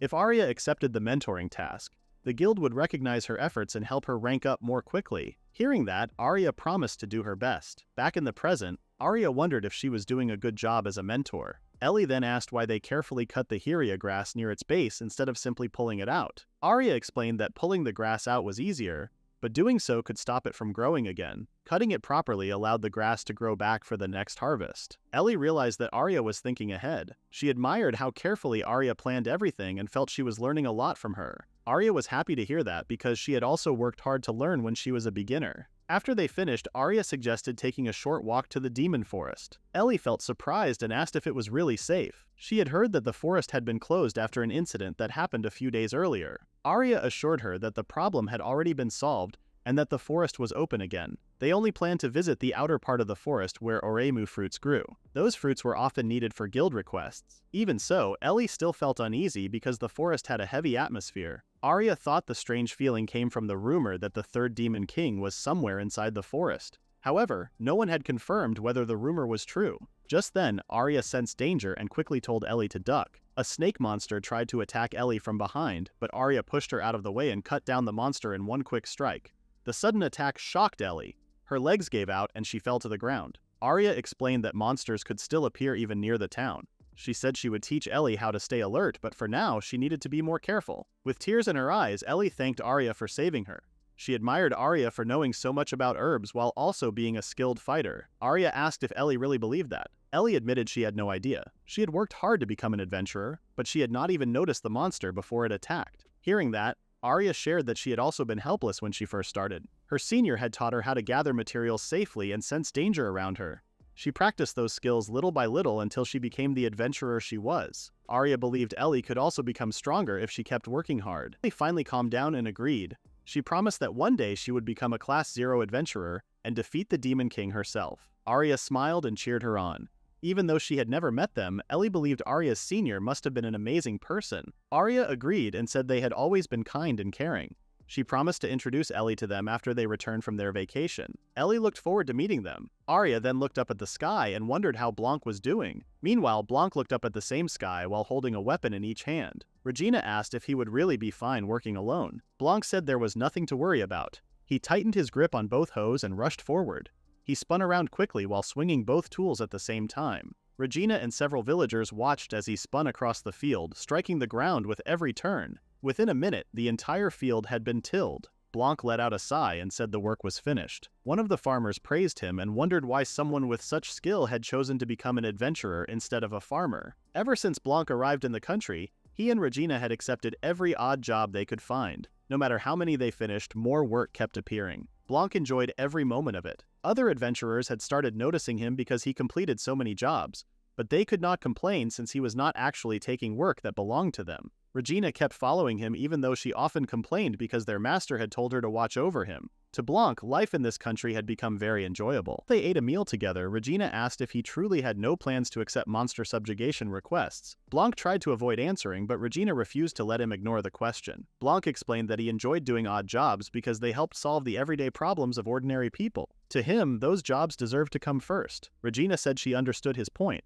but she explained that some monster subjugation requests were similar to odd jobs. Blanc became curious and asked her to explain. Regina told him that many of those requests involved defeating only weak monsters. Small villages far from the capital did not have much money, so they could only offer low rewards. New adventurers usually accepted those requests, but once they reached a higher rank, they stopped taking them. As a result, many of those requests were left unfinished. After hearing that, Blanc realized he had been focusing only on the city's odd jobs. The villages outside the city needed help even more. He decided that he would start accepting those forgotten requests. Regina smiled after hearing his decision. She reminded him that fighting monsters was an important part of being an adventurer. She also encouraged him to raise his rank so he could take on stronger monsters in the future.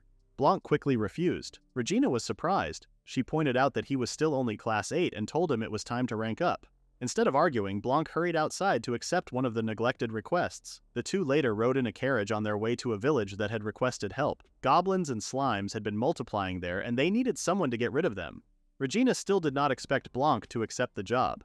Blanc believed fighting weak monsters would not be a problem. Regina agreed, but she reminded him that the monsters could have already formed a settlement. Monster settlements often included stronger species. In the worst case, they could even face Class 6 or Class 5 monsters. She thought Blanc would have chosen a safer job because he had only been doing simple odd jobs until now. Blanc confidently said he would be fine because he had learned swordsmanship from their master. However, he suddenly broke into a cold sweat after realizing he had almost revealed his secret. He quickly changed his words and claimed he had only learned enough to defend himself in a fight. Regina found that hard to believe. She could not understand how someone trained by the Sword Saint had only learned basic self-defense. Blanc insisted he was telling the truth. He also said he was not worried because a Class 1 adventurer like Regina was with him. Regina stopped arguing. She said he could count on her if needed, but she expected him to do his share of the work.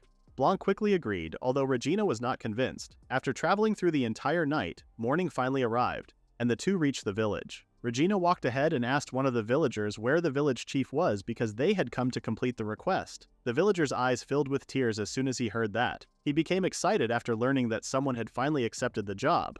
Without wasting any time, he ran toward the nearby houses and shouted that adventurers had arrived. The two met with the village chief. The old man said it might have been strange to ask again after they had already arrived.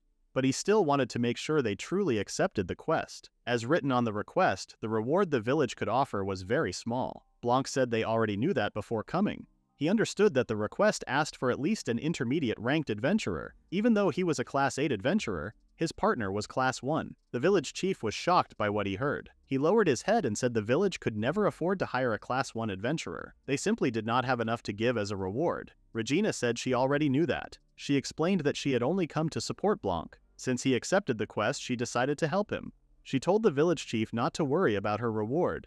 The old man was touched by her kindness and burst into tears. His reaction caught Blanc and Regina off guard. After calming down, the village chief apologized. He explained that the village had been struggling for a long time. Blanc asked what he meant. He had read that the request mentioned an increase in goblins and slimes, but he wondered if there was another problem. The village chief said that when they first posted the request, the only issue was the growing number of monster sightings. Since the villagers had no way to fight back, they could only run away and wait for an adventurer to arrive. However, things became much worse. Children from the village had started disappearing one after another. Blanc was shocked by the news.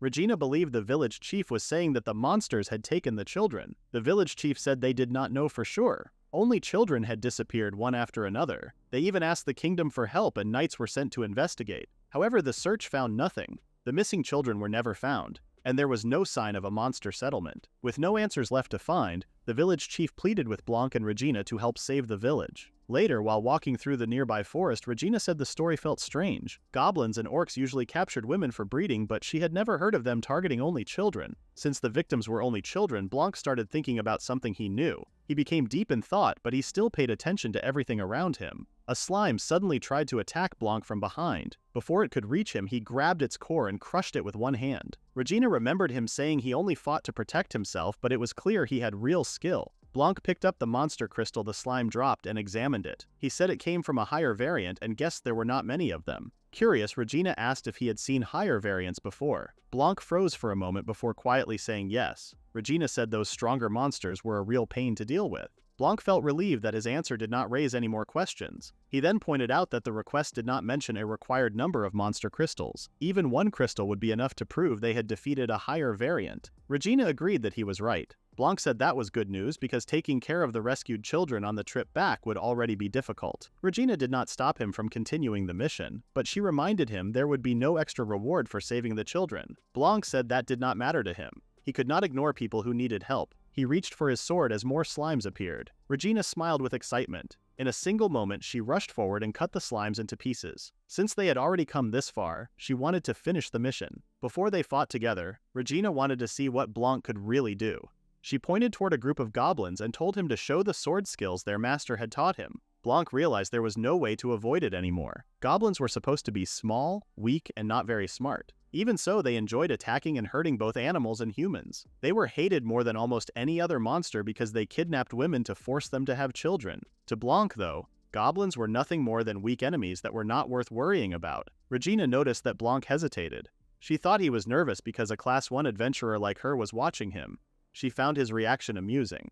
Blanc's real concern was different. He feared that if he swung his sword even once, Regina would notice his true strength. He had to hold back so she would never suspect that he was the Black Emperor she had been searching for. Regina gave him a friendly pat on the back and told him not to worry. She assured him that if anything went wrong, she would protect him. She encouraged him to relax and give it a try. With no other choice, Blanc stepped forward. He kept reminding himself to hold back. Regina cheered him on, believing there was nothing to worry about. Blanc awkwardly swung his sword. Regina tried to correct his form, but she reacted too late. Even while holding back, his single clumsy swing cut down all 3 goblins at once. Blanc stumbled on purpose and hoped his act looked convincing. When he turned around, he saw Regina studying the cuts on the goblins. She first thought the attack had been sloppy, but the cuts were actually clean and precise. After looking closer, she realized he had struck the perfect spots for quick kills. Blanc started to panic. Regina smiled and said that his training under the Sword Saint had clearly paid off.